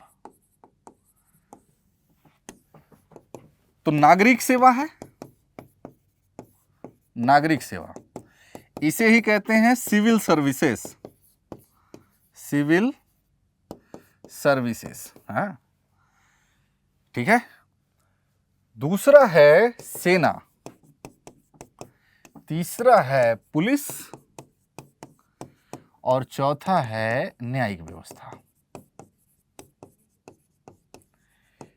ये ब्रिटिश प्रशासनिक व्यवस्था के स्तंभ हैं। ठीक है, तो नागरिक सेवा का जन्मदाता कॉर्नवालिस को माना जाता है। ठीक है, और नागरिक सेवा ये भारत में बहुत ही कुशल और दक्ष साबित हुई। इसकी क्षमता इतनी बढ़ गई थी कि इसे चांदी की चौखट कहा जाता था। चांदी की चौखट। इस सेवा में, नागरिक सेवा में जो कुलीन अंग्रेज होते थे उनको, वो आते थे, उनको लिया जाता था। लेकिन बाद में 1853 के चार्टर एक्ट में प्रतियोगी परीक्षा आयोजित करने की बात कही गई। भारतीयों का उसमें कोई मतलब दूर दूर तक नहीं है। समझ रहे हैं? तो इसमें कौन आ रहे हैं? कुलीन अंग्रेज आ रहे हैं, जो जमींदार हैं, उनके बेटों को दिया जाता था। और इसमें जो नियुक्त हो रहे हैं इनको पूरे विश्व में सबसे अधिक वेतनमान दिया जा रहा है। 1500 रुपया पर मंथ प्लस जिले के राजस्व का 1%। ये तात्कालिक विश्व की सबसे हाई सैलरी वाली नौकरी थी, समझ रहे हैं। अंग्रेज बच्चों के आकर्षण का केंद्र था, समझ रहे हैं। मतलब एक बार करजन इतिहास का विद्यार्थी था, एक बार स्कूल में, मतलब कॉलेज के दौरान, स्कूल क्या कॉलेज में, उससे किसी ने पूछा कि तुम्हारी क्या इच्छा है। तो करजन ने कहा कि मैं भारत का वायसराय बनना चाहता हूं, समझ रहे हैं। इतना चार्मिंग पोस्ट हुआ करता था ये। और सत्येंद्रनाथ टैगोर पहले भारतीय थे जो 1853 के एक्ट में जो व्यवस्था की गई प्रतियोगी परीक्षा की, वो परीक्षा 1855 में हुई, 1855 में हुई। और सत्येंद्रनाथ टैगोर पहले भारतीय थे जो इस सेवा में आए थे। फिर आगे चल के तो और भारतीय आए। तो इस तरीके से ये बड़ा ही चार्मिंग पद होता था और इसके माध्यम से ब्रिटिशर्स ने अपने जो ब्रिटिश भारत था उसमें क्या रखा, उसको नियंत्रण में करने का प्रयास किया। दूसरा है सेना। तो सेना में भारतीय भी होते थे, यूरोपीय भी होते थे। भारतीय और यूरोपीय दोनों होते थे, समझ रहे हैं। भारतीय क्या होते थे, सैनिक, और यूरोपीय कौन होते थे, अफसर, ऑफिसर। ये ऑफिसर होते थे। मतलब भारतीयों पर नियंत्रण किसका है, यूरोपीय, अंग्रेजों का, समझ रहे हैं। इनके लिए सबसे बड़ा पद था सूबेदार का। सूबेदार का आपको आश्चर्य होगा कि जिस समय 1857 का विद्रोह हुआ था, उस समय कुल अंग्रेजी सेना जो भारत के अंदर थी वो करीब थी 3,11,400 के आसपास। 3,11,900 या 400 के आसपास है वो थी। जबकि उसमें भारतीयों की कितनी संख्या थी, तो 2,65,000। समझ रहे हैं, इतना बड़ा अंतर। और ये भारतीय खुद की अपने को गुलाम कर रहे हैं। मराठों के विरुद्ध लड़ रहे हैं, मैसूर के विरुद्ध लड़ रहे हैं, समझ रहे हैं, पंजाब के विरुद्ध, अपने लोगों के विरुद्ध भारतीय क्षेत्रों को जीत रहे हैं। किसके लिए, अंग्रेजों के लिए। किसकी आवश्यकता की पूर्ति के लिए, अंग्रेजों की आवश्यकता की पूर्ति के लिए। समझ रहे हैं। उसका क्या कारण था कि भारतीय परंपरा के अंतर्गत नमक हलाली की प्रथा का प्रचलन होना, समझ रहे हैं। ये ऑफिसर होते थे। इसी तरीके से पुलिस विभाग है। पुलिस विभाग का भी गठन कॉर्नवालिस ने किया था। भारत में पुलिस विभाग का भी जन्मदाता कौन है, कॉर्नवालिस।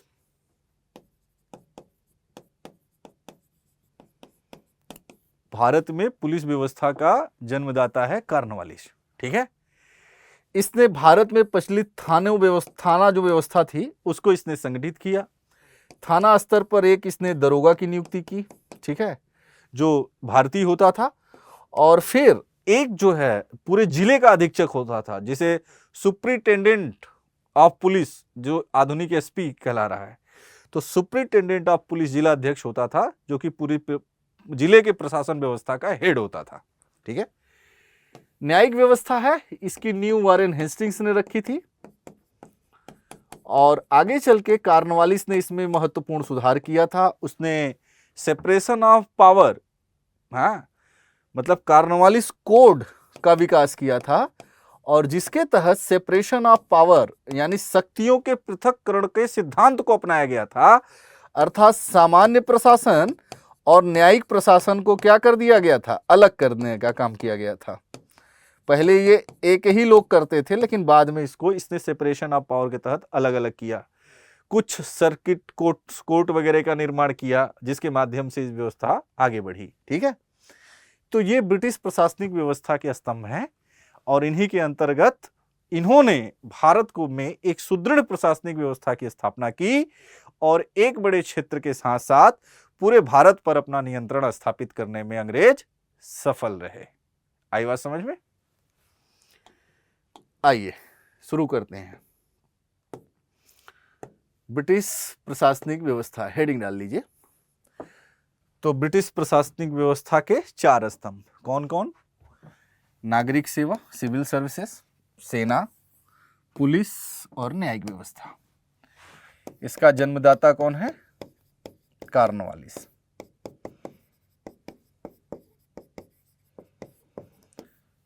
इसका जन्मदाता कौन है? कॉर्नवालिस। भारत में न्यायिक व्यवस्था इसकी शुरुआत की थी हेस्टिंग्स ने, वारेन हेस्टिंग्स ने शुरुआत की थी। फिर कॉर्नवालिस ने इसमें कई महत्वपूर्ण परिवर्तन किए।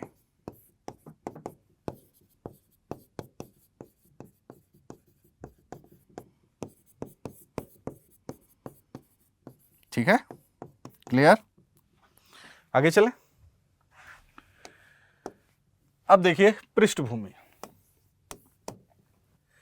तो दरअसल आरंभ में जो कंपनी थी ना, कौन कंपनी? East India company. तो उसने प्रशासन का जो दायित्व था वो भारतीयों पर ही छोड़ दिया। तो भारत स्थित अपने इलाके पर जो प्रशासनिक दायित्व थे वो भारतीयों के हाथों में छोड़ दिया। केवल उनकी गतिविधियों पर नजर रखा और अपने को केवल देख रेख तक ही क्या किया? सीमित किया। ठीक है, तो जो कंपनी के भारतीय इलाके थे उसमें उसने केवल देख रेख, सुपरविजन का काम किया। ठीक है, वारेन हेस्टिंग्स है और कॉर्नवालिस, इनके समय में प्रशासन में आमूल परिवर्तन हुआ और नई व्यवस्था की नींव अंग्रेजी प्रशासन के ढांचे के तर्ज पर रखी गई। ठीक है, तो चूंकि 1772 में वारेन हेस्टिंग्स ने ही द्वैत शासन को समाप्त किया था, याद है? तो उसने भारत में एक प्रशासनिक व्यवस्था स्थापित करने की दिशा में कदम बढ़ाया। फिर आगे चल के कॉर्नवालिस आता है और चूंकि कॉर्नवालिस एक योग्य, आप कह सकते हैं, प्रशासक के तौर पे था और कॉर्नवालिस को खुश करने के लिए आगे चल के आप देखेंगे एक एक्ट लाया गया था, समझ रहे हैं, 1786 का संशोधन अधिनियम। और फिर इसे जो है भारत बंगाल का गवर्नर जनरल बनाकर भेजा गया था कॉर्नवालिस को। तो इसने प्रशासन के क्षेत्र में बहुत सारे परिवर्तन किए और फिर एक नई व्यवस्था की नींव रखी जो ब्रिटिश प्रशासन का आधार बनी। और ये जो प्रशासन की व्यवस्था थी यूरोपीय पद्धति पर आधारित थी। 1784 में ईस्ट इंडिया कंपनी के भारतीय प्रशासन को ब्रिटिश सरकार ने अपने नियंत्रण में ले लिया। ध्यान रखना इस बात को। कैसे लेगा? दरअसल 1784 में जो आप टाइम पीरियड देख रहे हैं ना, इसमें एक एक्ट पारित हुआ था जिसे हम कहते हैं पिट्स इंडिया एक्ट। ठीक है, और इस एक्ट के माध्यम से, चूंकि अब देखिए लंदन है ना, ब्रिटेन, ईस्ट इंडिया कंपनी है और ये जो है ईस्ट इंडिया कंपनी। ठीक है, यहां इसके कौन है? कोर्ट ऑफ डायरेक्टर, निदेशक मंडल। कोर्ट ऑफ डायरेक्टर जो है ईस्ट इंडिया कंपनी के कहाँ है? लंदन में है। ठीक है, और ये कोर्ट ऑफ डायरेक्टर ही प्रशासक को नियुक्त कर रहे हैं भारत में, प्रशासक नियुक्त करते हैं भारत में। ठीक है, मतलब चूंकि ये कंपनी के क्या है? कोर्ट ऑफ डायरेक्टर हैं और इस कंपनी को एकाधिकार कौन दे रखा है? मतलब ईस्ट के साथ या भारत के साथ व्यापार करने का एकाधिकार ये ब्रिटिश संसद या कह लीजिए कि ब्रिटिश सरकार, ठीक है, ने दे रखा है कि भाई आप भारत के अंतर्गत या ब्रिटिश ईस्ट के साथ आप व्यापार करने का एकाधिकार कंपनी को प्राप्त है। तो जब कंपनी व्यापारिक कंपनी से एक राजनीतिक कंपनी के रूप में तब्दील हुई तो अपने क्षेत्र में प्रशासन का भी कार्य देख रही है और भारतीय मामलों को देखने के लिए ये प्रशासक नियुक्त कर रही हैं। तो कौन करेगा? Court of director. जो ईस्ट इंडिया कंपनी के डायरेक्टर हैं, लगभग इनकी संख्या उस समय 24 थी, जो बाद में कम कर दी जाएगी।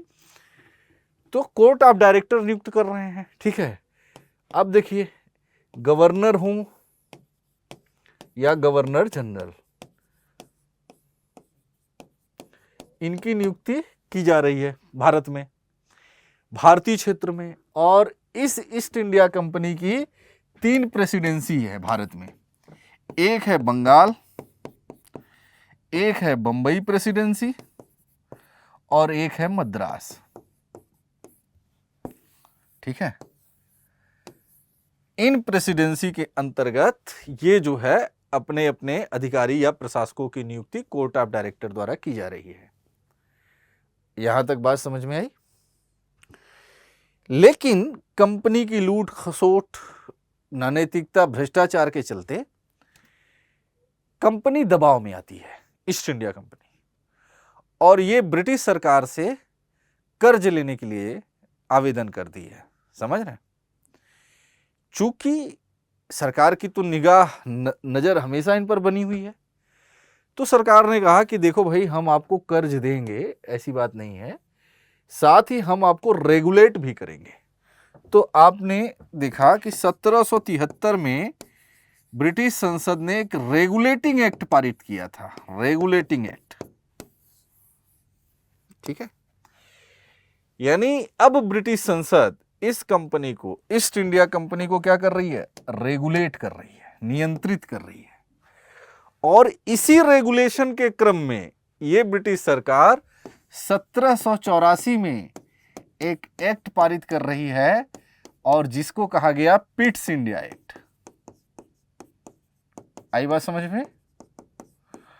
और इसी तरीके से इस कंपनी को नियंत्रित करने के लिए उसने एक बोर्ड ऑफ कंट्रोल का गठन किया। 6 सदस्यीय एक बोर्ड ऑफ कंट्रोल जो कंपनी को कंट्रोल करेगा, ये बोर्ड ऑफ कंट्रोल का गठन किया गया, जो कब तक चलेगा? 1857 तक चलेगा। तो एक तरीके से कंपनी में भी क्या हो गया? द्वैध शासन। एक कोर्ट ऑफ डायरेक्टर्स हैं जो नियुक्त कर रहे हैं अधिकारियों की, और दूसरी तरफ कौन है? बोर्ड ऑफ कंट्रोल, जो इनकी गतिविधियों को कंट्रोल करेगा।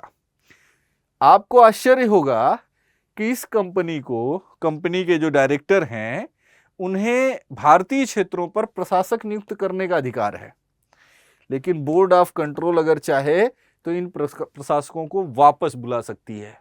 समझ रहे हैं? इतना अधिकार है। और इस बोर्ड ऑफ कंट्रोल का जो अध्यक्ष होता था वो ब्रिटिश मंत्रिमंडल का सदस्य होता था, सरकार का प्रतिनिधि होता था, ब्रिटिश मंत्रिमंडल का सदस्य होता था।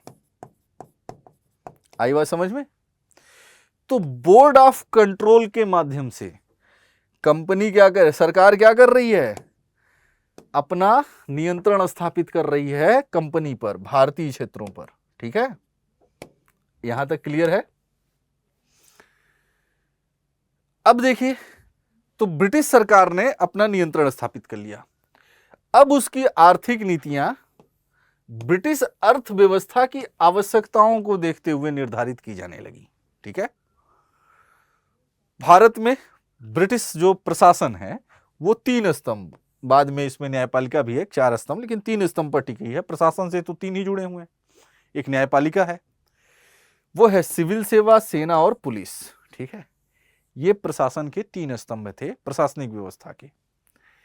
इसका मुख्य लक्ष्य था कानून और व्यवस्था को बनाए रखना, ब्रिटिश शासन को अस्थायी बनाना। यानी भारत में ब्रिटिश शासन को अस्थायी बनाना, कानून व्यवस्था को बनाए रखना ही ब्रिटिश प्रशासनिक व्यवस्था का मूल उद्देश्य था। ठीक है, अब देखते हैं आगे। तो है सिविल सेवा। तो सिविल सेवा का जनक कॉर्नवालिस को माना जाता है। भारत में सिविल सेवा का जन्मदाता, जनक लॉर्ड कॉर्नवालिस को माना जाता है। ठीक है, कॉर्नवालिस ने प्रशासन को स्वच्छ बनाने के लिए इसने अधिकारियों पर प्रतिबंध आरोपित किए। जैसे वो निजी व्यापार नहीं कर सकते, पहले करते थे, समझ रहे हैं? नजराने घूस नहीं ले सकते थे। तो इन सब के खिलाफ उसने सख्त कानून बनाया। यानी कंपनी के जो अधिकारी हैं वो निजी व्यापार नहीं कर सकते हैं, नजराने या उपहार नहीं ले सकते हैं। ठीक है, उपहार नहीं ले सकते हैं, घूस नहीं ले सकते हैं। तो ये सब कुछ उसने जो है कठोर कानून बनाया, जिससे कि प्रशासन को स्वच्छ बनाया जा सके।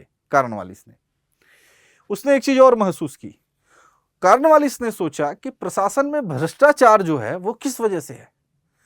तो उसने जब मूल्यांकन किया तो उसको लगा कि वेतन कम है, इस वजह से प्रशासन में भ्रष्टाचार है।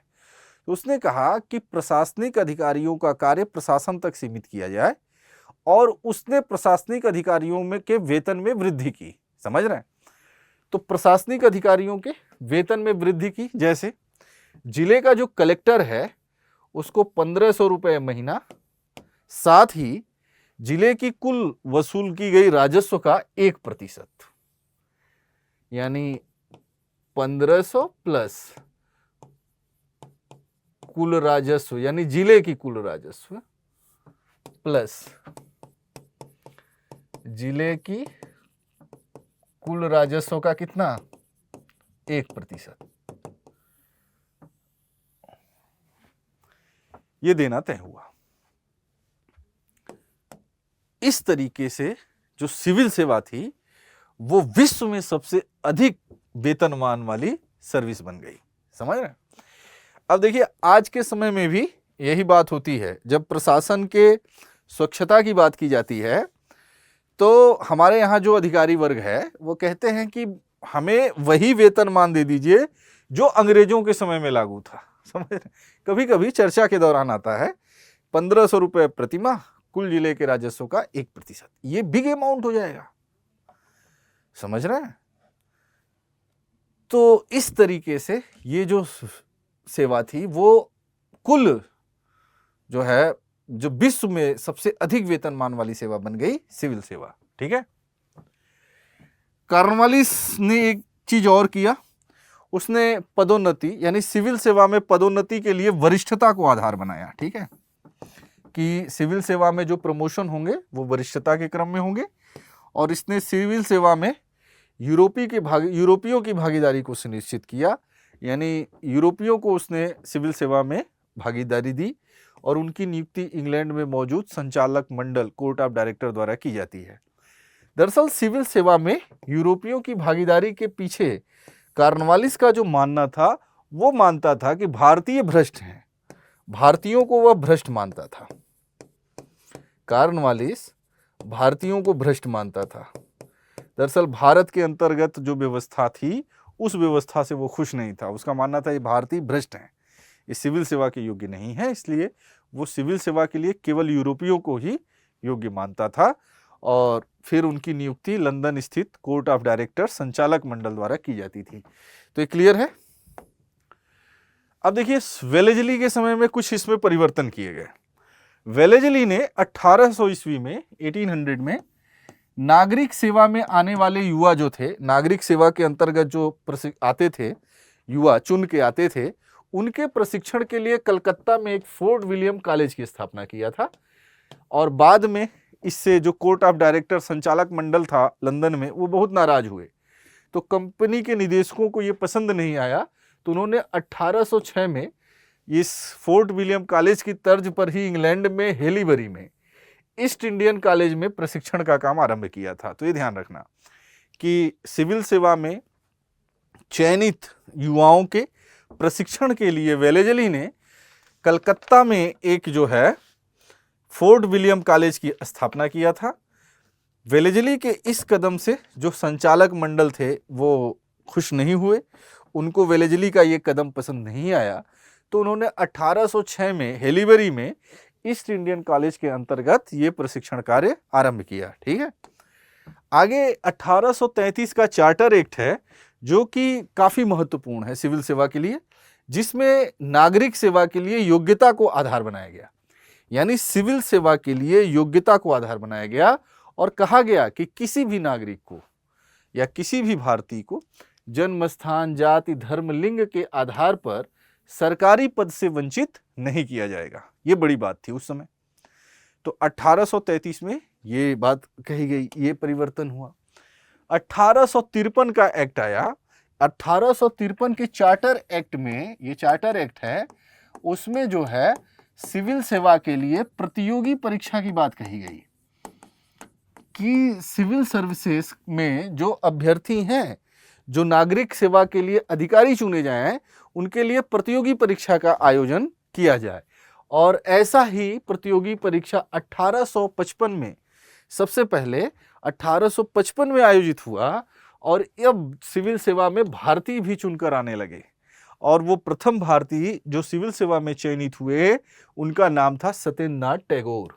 ठीक है, यानी सत्येंद्रनाथ टैगोर पहले भारतीय थे जो सिविल सेवा में प्रतियोगी परीक्षाओं के माध्यम से चयनित होकर आए। क्लियर है? बाद में और भी आए, आरसी दत्ता वगैरह भी आए, तो सत्येंद्रनाथ टैगोर पहले भारतीय थे।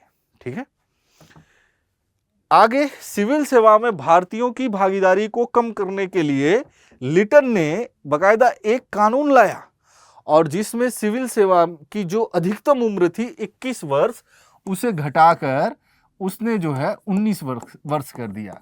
यानी लिटन ने सिविल सेवा में भारतीयों की भागीदारी को हतोत्साहित करने के लिए कि भारतीय न आने पाए, उसने अधिकतम उम्र सीमा को, लिमिट को घटा दिया और 21 वर्ष से घटाकर 19 वर्ष कर दिया था। समझ रहे हैं? तो इस तरीके से भारतीय सिविल सेवा को इस्पात का चौखट कहा गया है, जिसने भारत में ब्रिटिश शासन का पोषण किया और लंबी अवधि तक उनसे बनाए रखा। तो सिविल सेवा का एक बहुत बड़ा रोल है जिसने कि भारत में ब्रिटिश शासन को एक लंबे समय तक अस्थायित्व देने का प्रयास किया। ठीक है, तो क्लियर है? आगे चले। अब देखिए, दूसरा महत्वपूर्ण स्तंभ है सेना। तो सेना में कौन है? यूरोपीय हैं, भारतीय हैं। चूंकि इतने बड़े सैनिकों की नियुक्ति, चूंकि यूरोप में इतनी बड़ी जनसंख्या नहीं थी, अगर यूरोप की जनसंख्या को सैनिकों के रूप में भारत में नियुक्त किया जाता तो सेना काफी महंगी और खर्चीली होती, क्योंकि उनके वेतनमान अधिक होते। उस समय का जो यूरोप है, 18वीं सदी का जो यूरोप है, वहां मानवाधिकार हैं, संसदीय शासन प्रणाली है, समझ रहे हैं, और तरह तरह के अधिकार हैं। तो इसके तहत उन्हें कम वेतनमान पे काम नहीं कराया जा सकता था। यही कारण है कि भारत में जो अंग्रेज अधिकारी होते थे उनको उच्च वेतनमान देना होता था। समझ रहे हैं? ये भी एक कारण है। तो सेना में भारतीय हैं और यूरोपीय हैं। भारतीय क्या है? सैनिक के रूप में काम कर रहे हैं और यूरोपीय अफसर के रूप में काम कर रहे हैं। तो यूरोपियों के नियंत्रण में एक भारतीय सेना का निर्माण किया गया। समझ रहे हैं? और इस सेना का प्रयोग भारत की भूमि में, यानी भारत विजय में तो किया ही किया, अन्य उपनिवेशों में भी इस सेना का प्रयोग किया गया, जिससे कि ब्रिटिश ने अपनी ताकत को क्या किया? मजबूत किया, अपनी शक्ति को स्थापित किया। समझ रहे हैं? तो भारत में ब्रिटिश राज का जो दूसरा महत्वपूर्ण स्तंभ है वो है सेना। सेना ने 4 महत्वपूर्ण काम किए अंग्रेजों के लिए। क्या? भारतीय शक्तियों का जीतने का साधन बनी, यानी सेना के माध्यम से भारतीय शक्तियों को पराजित किया गया। समझ रहे हैं? पंजाब, मैसूर सब देख ही रहे हैं आप, आंग्ल मराठा, आंग्ल सिख, आंग्ल मैसूर, ये सब युद्ध हुए, इसमें सेना का प्रयोग हुआ जिससे कि भारतीय शक्तियों को पराजित किया इसी सेना ने, जो भारतीयों से निर्मित थी, जिसके अंग्रेज अफसर थे। समझिए इस बात को। दूसरा, विदेशी प्रतिद्वंदियों से भी ब्रिटिश साम्राज्य की रक्षा की। यूरोपीय श्रेष्ठता, ब्रिटिश ईस्ट इंडिया कंपनी की श्रेष्ठता को स्थापित किया, साथ ही विदेशी शक्तियों को भी इसने पराजित किया। आपने देखा ही, पुर्तगालीज हों, वेदरा के युद्ध में 1759 के वेदरा के युद्ध में डचों को हराते हैं, आगे कर्नाटिक वार में फ्रांसीसियों को हराते हैं, अन्य शक्तियों को भी पराजित करते हैं। तो इसने विदेशी प्रतिद्वंदी शक्तियों से भी अंग्रेजों को सुरक्षा प्रदान की। तीसरा क्या काम किया कि भारत के अंतर्गत जो आंतरिक विद्रोह के खतरे उत्पन्न हुए, तो आंतरिक विद्रोहों का दमन किया। समझ रहे हैं? और फिर एशिया और अफ्रीका में जो ब्रिटिश साम्राज्य है उसका जो है उसकी भी रक्षा की, यानी अपने भारतीय उपनिवेशों के साथ साथ अन्य उपनिवेशों को भी, ब्रिटिश उपनिवेशों को भी सुरक्षा प्रदान किया। समझ रहे हैं? तो सेना के ये 4 कार्य हैं और सैनिक ये बात नहीं जान पाए, यही इसीलिए ये प्रश्न उठता है, चूंकि सेना में राष्ट्रवाद का विकास नहीं हुआ था और चूंकि भारतीयों के अंतर्गत जो सेना बनाई गई और सैनिकों में क्या था? नमक हलाली की भावना थी। यही कारण थे कि जिसका प्रयोग कर अंग्रेजों ने एक बृहद ब्रिटिश भारत का निर्माण भारत के अंतर्गत किया। ठीक है, कंपनी की अधिकांश सेना में कौन है सैनिक? भारतीय हैं। जैसे 1857 में भारत में कंपनी की फौज में कुल 3,11,400 सैनिक थे। यानी 1857 में जो कंपनी की सेना थी, ईस्ट इंडिया कंपनी की जो सेना है, उसमें 3,11,400 सैनिक थे, जिसमें 2,65,900 सैनिक कौन थे? भारतीय थे। देख रहे हैं? और ये भारतीय किसके विरुद्ध लड़ रहे हैं? भारतीयों के विरुद्ध। इसीलिए जब 1857 की क्रांति को सैनिक क्रांति कहा जाता है, सैनिक विद्रोह कहा जाता है, तो वो उचित प्रतीत नहीं होता, क्योंकि अगर ये सैनिक पलट गए होते तो स्थिति क्या होती? समझ रहे हैं? तो कुछ सैनिकों ने विद्रोह किया था और बाकी सैनिक तो अंग्रेजों के समर्थन में ही लड़े, जिससे कि इस महाविद्रोह को शांत किया गया, समन किया गया। ठीक है। सेना का नियंत्रण अंग्रेज अफसरों के हाथ में था और भारतीय केवल सूबेदार के पद तक पहुंच पाते थे। यही है इनका मैक्सिमम पदोन्नति। सूबेदार 300 रुपया, मतलब 1857 तक लगभग 3 ही ऐसे भारतीय थे जिन्हें 300 रुपये महीने का वेतनमान मिलता था। समझ रहे हैं? तो भारत में ब्रिटिश सेना यानी ब्रिटिश प्रशासन का जो दूसरा महत्वपूर्ण स्तंभ था वो था सेना। सेना में भारतीयों की संख्या अधिक थी। जैसे 1857 की क्रांति में अगर हम कंपनी की सेना में देखें तो कुल सैनिक थे 3,11,400, जिसमें कुल भारतीय सैनिकों की संख्या थी 2,65,900। इस सेना ने कंपनी का भारत में एक साम्राज्य स्थापित करने में मदद किया, उनको अन्य विदेशी शक्तियों से सुरक्षा प्रदान की। समझ रहे हैं? आंतरिक विद्रोहों का दमन किया, साथ ही एशिया और अफ्रीका के अन्य उपनिवेशों में भी क्या किया? रक्षा की। तो इस सेना ने बहुत महत्वपूर्ण भूमिका निभाई ब्रिटिश साम्राज्य के निर्माण में। सेना में अधिकारी कौन होते थे? अंग्रेज। भारतीय किस पद तक पहुंच पाते थे? सूबेदार तक। तो ये हो गया सेना। नेक्स्ट है पुलिस। भारत में पुलिस व्यवस्था का भी जन्मदाता कॉर्नवालिस को ही माना जाता है। ठीक है। तो पुलिस ब्रिटिश प्रशासन का एक तीसरा स्तंभ है, इसका जन्मदाता कॉर्नवालिस है। ठीक है। दरअसल भारत में थाना व्यवस्था का प्रचलन था, तो थानों की जो पुरानी भारतीय व्यवस्था थी उसी से कॉर्नवालिस ने भारत में पुलिस व्यवस्था का विकास किया। ठीक है। और उसका थानों का आधुनिकीकरण किया। कॉर्नवालिस ने थानों की व्यवस्था स्थापित की। हर थाने का प्रधान एक दरोगा होता था, SI रैंक का दरोगा होता था। दरोगा भारतीय होता था। समझ रहे हैं? अब इसका भी देखिए। अब ये आंतरिक जो छिटपुट विद्रोह है उसका दमन वो तुरंत वहीं कर देता था। आंतरिक विद्रोहों के दमन में भी इसका प्रयोग हो रहा है। ठीक है। बाद में ये भी लॉ एंड ऑर्डर अपने क्षेत्र में शांति व्यवस्था स्थापित कर पा रहा है। जब स्थिति इसके कंट्रोल से बाहर होती है तो सेना आ जाती है। समझ रहे हैं? दोहरा सुरक्षा व्यवस्था। बाद में पुलिस जिला सुप्रिटेंडेंट, जिसे हम अधीक्षक कहते हैं, जिला सुप्रिटेंडेंट, जिसे सुप्रिटेंडेंट ऑफ पुलिस जिले का प्रधान होता था, ये पद बनाया गया। और सुप्रिटेंडेंट जो होता था वो जिले में पुलिस संगठन का प्रधान होता था। गांव में पुलिस की जिम्मेदारी चौकीदार निभाते थे और इनका चौकीदारों का भरण पोषण, जो इनका वेतन वगैरह होता था, इनकी जो आवश्यकता होती थी, वो गांव वाले करते थे। ठीक है। तो इस तरीके से पुलिस प्रशासन के माध्यम से भी शांति व्यवस्था को स्थापित करने का प्रयास किया गया। ठीक है। अब देखिए महत्वपूर्ण बात है न्यायिक संगठन। तो भारत के अंतर्गत जब 1772 में द्वैध शासन की समाप्ति हुई तो वारेन हेस्टिंग्स ने भारत में न्यायिक व्यवस्था की नींव डाली, जिसमें महत्वपूर्ण परिवर्तन कॉर्नवालिस द्वारा किया गया। तो दीवानी मतलब समझते हैं? दीवानी मामले, जमीन जायदाद से जुड़े जो विवाद होते हैं वो दीवानी के अंतर्गत आते हैं। फौजदारी, लड़ाई झगड़े, तो ये फौजदारी के अंतर्गत आते हैं।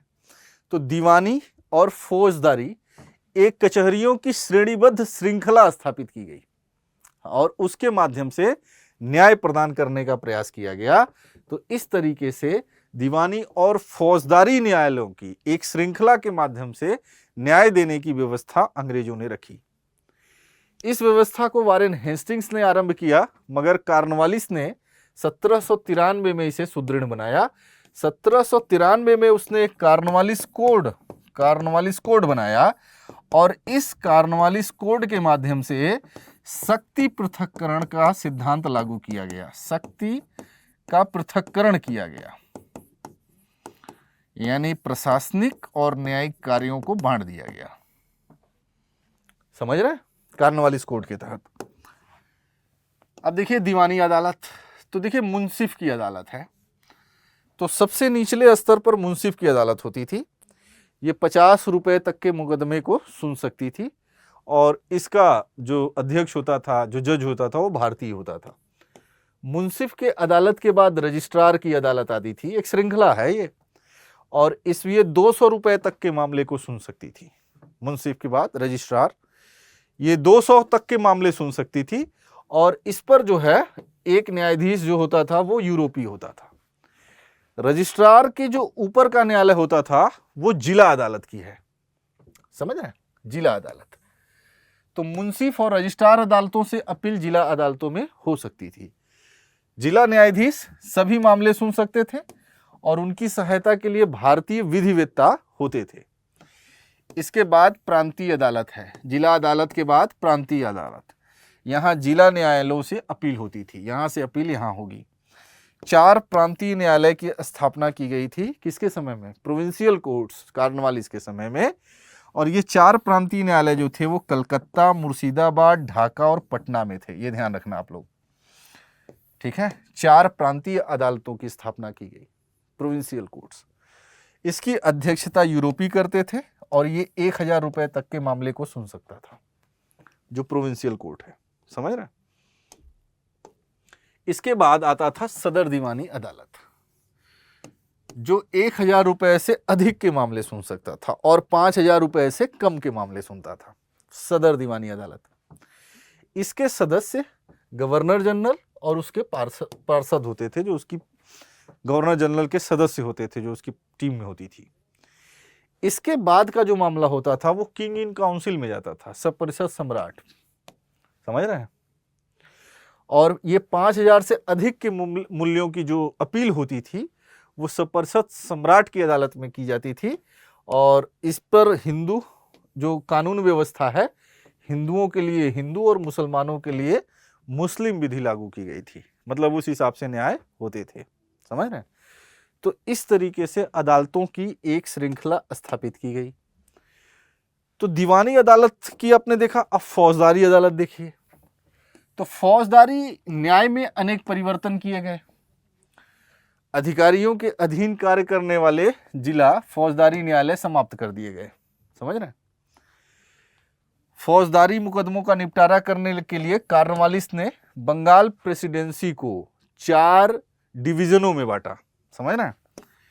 बंगाल प्रेसिडेंसी को कॉर्नवालिस ने 4 डिवीजन में बांटा और प्रत्येक डिवीजन में एक क्षेत्रीय न्यायालय, जिसे कोर्ट ऑफ सर्किट कोर्ट कहते हैं, की स्थापना किया, जिनके प्रधान नागरिक सेवा के लोग होते थे, सिविल सेवा के लोग होते थे। इन अदालतों के नीचे जो होते थे वो छोटे छोटे मुकदमों का फैसला किया जाता था और जिसमें बड़ी संख्या में भारतीय मजिस्ट्रेट होते थे। तो 4 सर्किट कोर्ट ऑफ सर्किट की स्थापना किसने किया? कॉर्नवालिस ने। क्षेत्रीय न्यायालय मतलब कोर्ट ऑफ सर्किट, इनके फैसलों के खिलाफ सदर निजामत अदालत, जो कि कहाँ थी? कलकत्ता में, यहां अपील की जा सकती थी। फौजदारी अदालतों ने मुस्लिम फौजदारी कानून को भी संशोधित किया और कुछ कठोर दंडों को, जैसे शरीर के अंगों को काटना, समझ रहे हैं, या इस प्रकार की सजाएं, अन्य सजाएं देने की मनाही किया। मतलब कठोर दंड प्रावधानों को इसने सीमित किया। समझ रहे हैं? गवर्नर जनरल को क्षमादान और लघुकरण, जो सजा होती थी, या तो उसे क्षमादान दे सकता था, जैसे राष्ट्रपति को प्राप्त है ना क्षमादान की शक्ति, वैसे गवर्नर जनरल या तो क्षमादान कर सकता था या फिर जो है उसे जो है उसके अपराध को सीमित कर सकता था, लघुकरण कर सकता था। समझ रहे हैं? इसके बाद आप देखेंगे कि बेंटिक के समय में प्रोविंशियल अदालत और क्षेत्रीय न्यायालय, समझ रहे हैं, 4 प्रोविंशियल जो है और दीवानी के अंतर्गत, और जो क्षेत्रीय अदालतों की स्थापना की गई थी कॉर्नवालिस द्वारा, उसको समाप्त कर दिया गया। अब उनका काम जिला जज और जिला कलेक्टरों को सौंप दिया गया। ठीक है।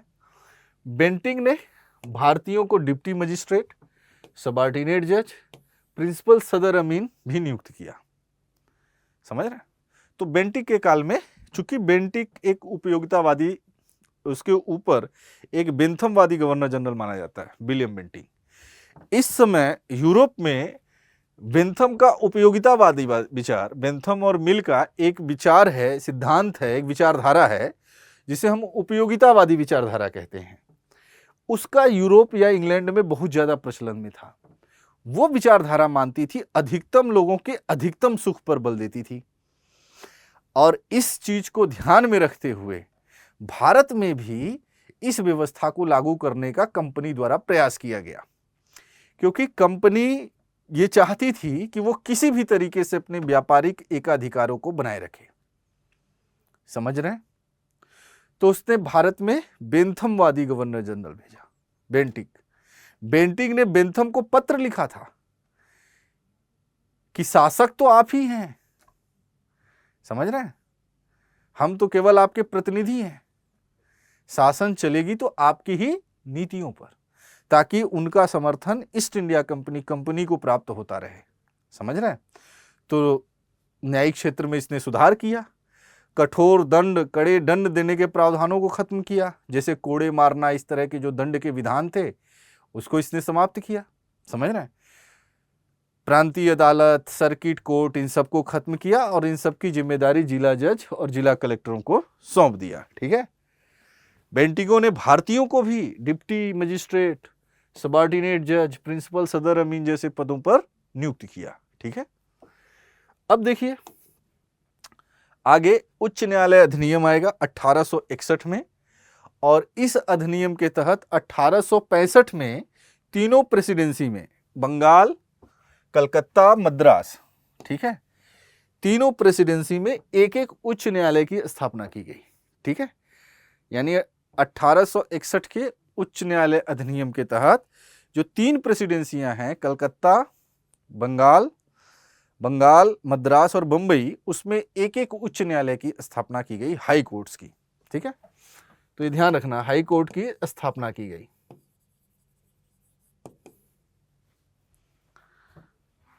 आगे चल के 1935 का एक्ट आता है, और जिसमें एक संघीय न्यायालय की स्थापना की गई। ठीक है। तो ये न्यायिक व्यवस्था में इस तरीके का आप देख सकते हैं कि विकास रहा। अब 2 महत्वपूर्ण सवाल है। आपने पढ़ लिया ब्रिटिश प्रशासनिक व्यवस्था। अब आपके सामने 2 महत्वपूर्ण प्रश्न हैं। एक है कि क्या अंग्रेजों के अंतर्गत भारत में कानून का शासन था? क्योंकि आप देख तो रहे हैं, प्रशासनिक है, नियम है, कानून है, तरह तरह की न्यायिक व्यवस्था है, न्यायालय है, तो ये सब एक कानून के अंतर्गत कार्य कर रहे थे ना। तो क्या भारत में कानून का शासन था? पहला प्रश्न।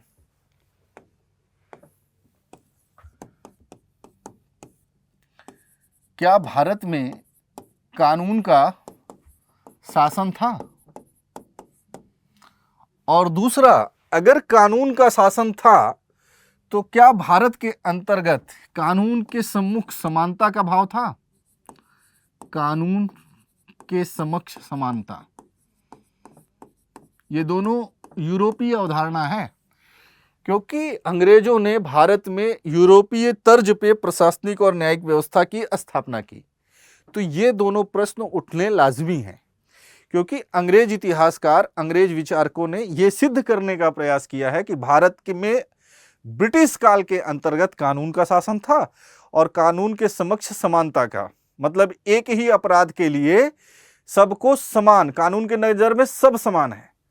अगर कोई एक अपराध करता है तो दंड की व्यवस्था सबके लिए समान होगी। तो कानून के समक्ष समता और कानून का शासन, समझ रहे हैं, रूल ऑफ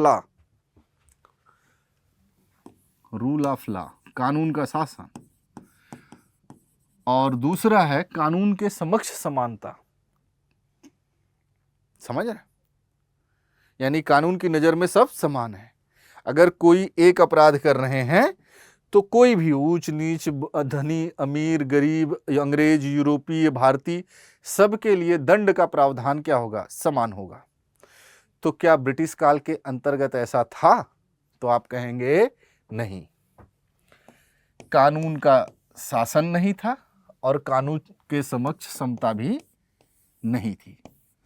भले ही सिद्धांततः रूप में ये बात कही गई हो कि भारत में कानून का शासन था, लेकिन कानून का शासन नहीं था।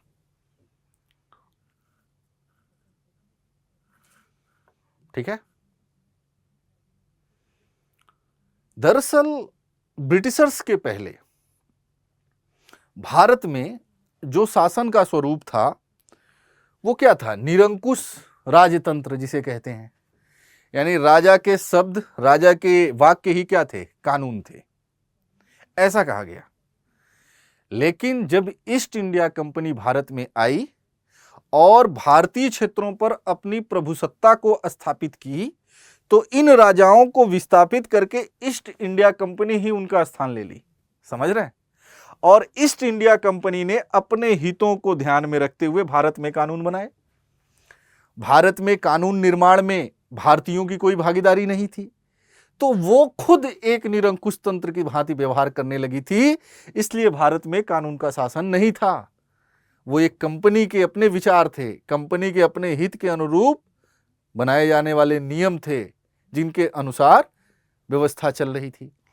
कानून के समक्ष समता भी नहीं थी, कारण यूरोपियों और भारतीयों में काफी भेदभाव था। चूंकि उनमें रेसिज्म का मामला था, यूरोपियों के लिए अलग कोर्ट होते थे, भारतीयों के लिए अलग कोर्ट होते थे। यूरोपियों के मुकदमों को भारतीय नहीं सुन सकते थे। इल्बर्ट बिल विवाद में ऐसा मुद्दा देखने को मिलेगा, आपको आगे पढ़ेंगे। तो इस तरीके से न तो कानून का शासन था और न ही कानून के समक्ष समता थी। इस बात का ध्यान रखना, ठीक है।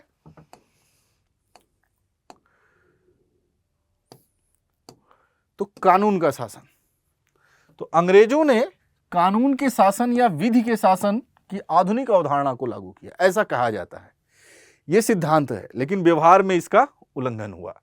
कानून के शासन का जो अर्थ होता है उसका होता है कि प्रशासन जो है वो कानून के अनुसार चलाया जाएगा, न कि किसी शासक या व्यक्ति की इच्छा पर। शासक या व्यक्ति की इच्छा के अनुसार, समझ रहे हैं? किसी शासक या व्यक्ति की इच्छा के अनुसार शासन नहीं चलेगा, शासन कानून के अनुसार चलेगा, ऐसा कहा गया। कानूनों ने प्रजा के अधिकारों, विशेषाधिकारों और जिम्मेदारियों को स्पष्ट रूप से परिभाषित किया, ऐसा कहा गया। कानून का शासन कुछ हद तक व्यक्ति की व्यक्तिगत स्वतंत्रता की गारंटी था, लेकिन व्यवहारिक रूप में अगर हम देखें तो कानून का शासन नहीं था, क्योंकि ब्रिटिश भारत में कानून का शासन बिल्कुल नहीं था। यह कानून जो भारत में लागू किए गए वो त्रुटिपूर्ण थे। सबके लिए कानून बना दिया गया था, लेकिन उनका इम्प्लीमेंटेशन नहीं हुआ था। और फिर कानून जनता द्वारा लोकतांत्रिक प्रक्रिया का निर्वहन करते हुए नहीं बनाया गया था, बल्कि विदेशी शासकों द्वारा निरंकुश तरीकों से बनाया गया था। विदेशी शासकों, विदेशी कंपनी द्वारा अपने हितों को ध्यान में रखते हुए कानून बनाया गया था। इसमें भारतीयों की भागीदारी शून्य थी। समझ रहे हैं? तो ये एक तरीके से ईस्ट इंडिया कंपनी ने ही क्या हो गई, स्वेच्छाचारी हो गई। दूसरा, कानून के समक्ष समानता। तो ब्रिटिश काल में कानून के सम्मुख समानता थी।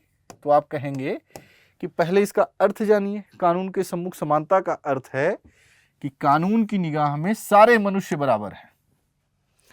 न यूरोपी है, न भारतीय है, न गरीब है, न अमीर है, मतलब सब क्या है, बराबर है। जाति, धर्म, वर्ग के आधार पर कोई भेदभाव नहीं, सबके लिए एक ही कानून है। सब पर एक ही कानून लागू होता है। तो कानून के सम्मुख समानता का अर्थ है कि कानून की नजर में सब समान है, सब समान है, ठीक है। कोई न बड़ा है, न कोई नीचा है, छोटा है, न कोई गरीब है, न कोई अमीर है। मतलब अगर किसी अपराध के लिए कोई कानून है तो सब के लिए, उस अपराध में वही दंड है। लेकिन व्यवहार में ऐसा नहीं होता था। तो ब्रिटिश काल में व्यवहारिक रूप में यह अवधारणा लागू नहीं थी, पहली बात। यूरोपियों के लिए अलग कानून होते थे, अलग अदालत होती थी, जबकि भारतीयों के लिए अलग कानून होते थे, अलग अदालत होती थी। न्याय प्रणाली महंगी थी, विलंबकारी थी और जन सामान्य की पहुंच से दूर थी, क्योंकि अंतिम अपीली अदालत जो प्रिवी काउंसिल थी वो लंदन में थी, और जो कि जहां सभी भारतीय नहीं पहुंच सकते थे, इसलिए न्याय की उम्मीद करना भी बेईमानी थी। ब्रिटिश काल में कानून के समक्ष समानता नहीं थी, बल्कि अगर एक दृष्टि से देखा जाए तो वहां एक विशिष्ट प्रकार की असमानता थी, समझ रहे हैं। तो इस तरीके से ब्रिटिश काल के अंतर्गत जो प्रशासनिक व्यवस्था थी उसको हम लोगों ने यहाँ डिस्कस किया, ठीक है। तो इसको नोट्स बना लीजिएगा, बढ़िया से लेक्चर को रिवाइज कर लीजिएगा, और आज की क्लास यहीं तक। अगली क्लास में जो बहुत ही महत्वपूर्ण आपकी क्लास होगी, ब्रिटिश आर्थिक नीति, समझ रहे हैं।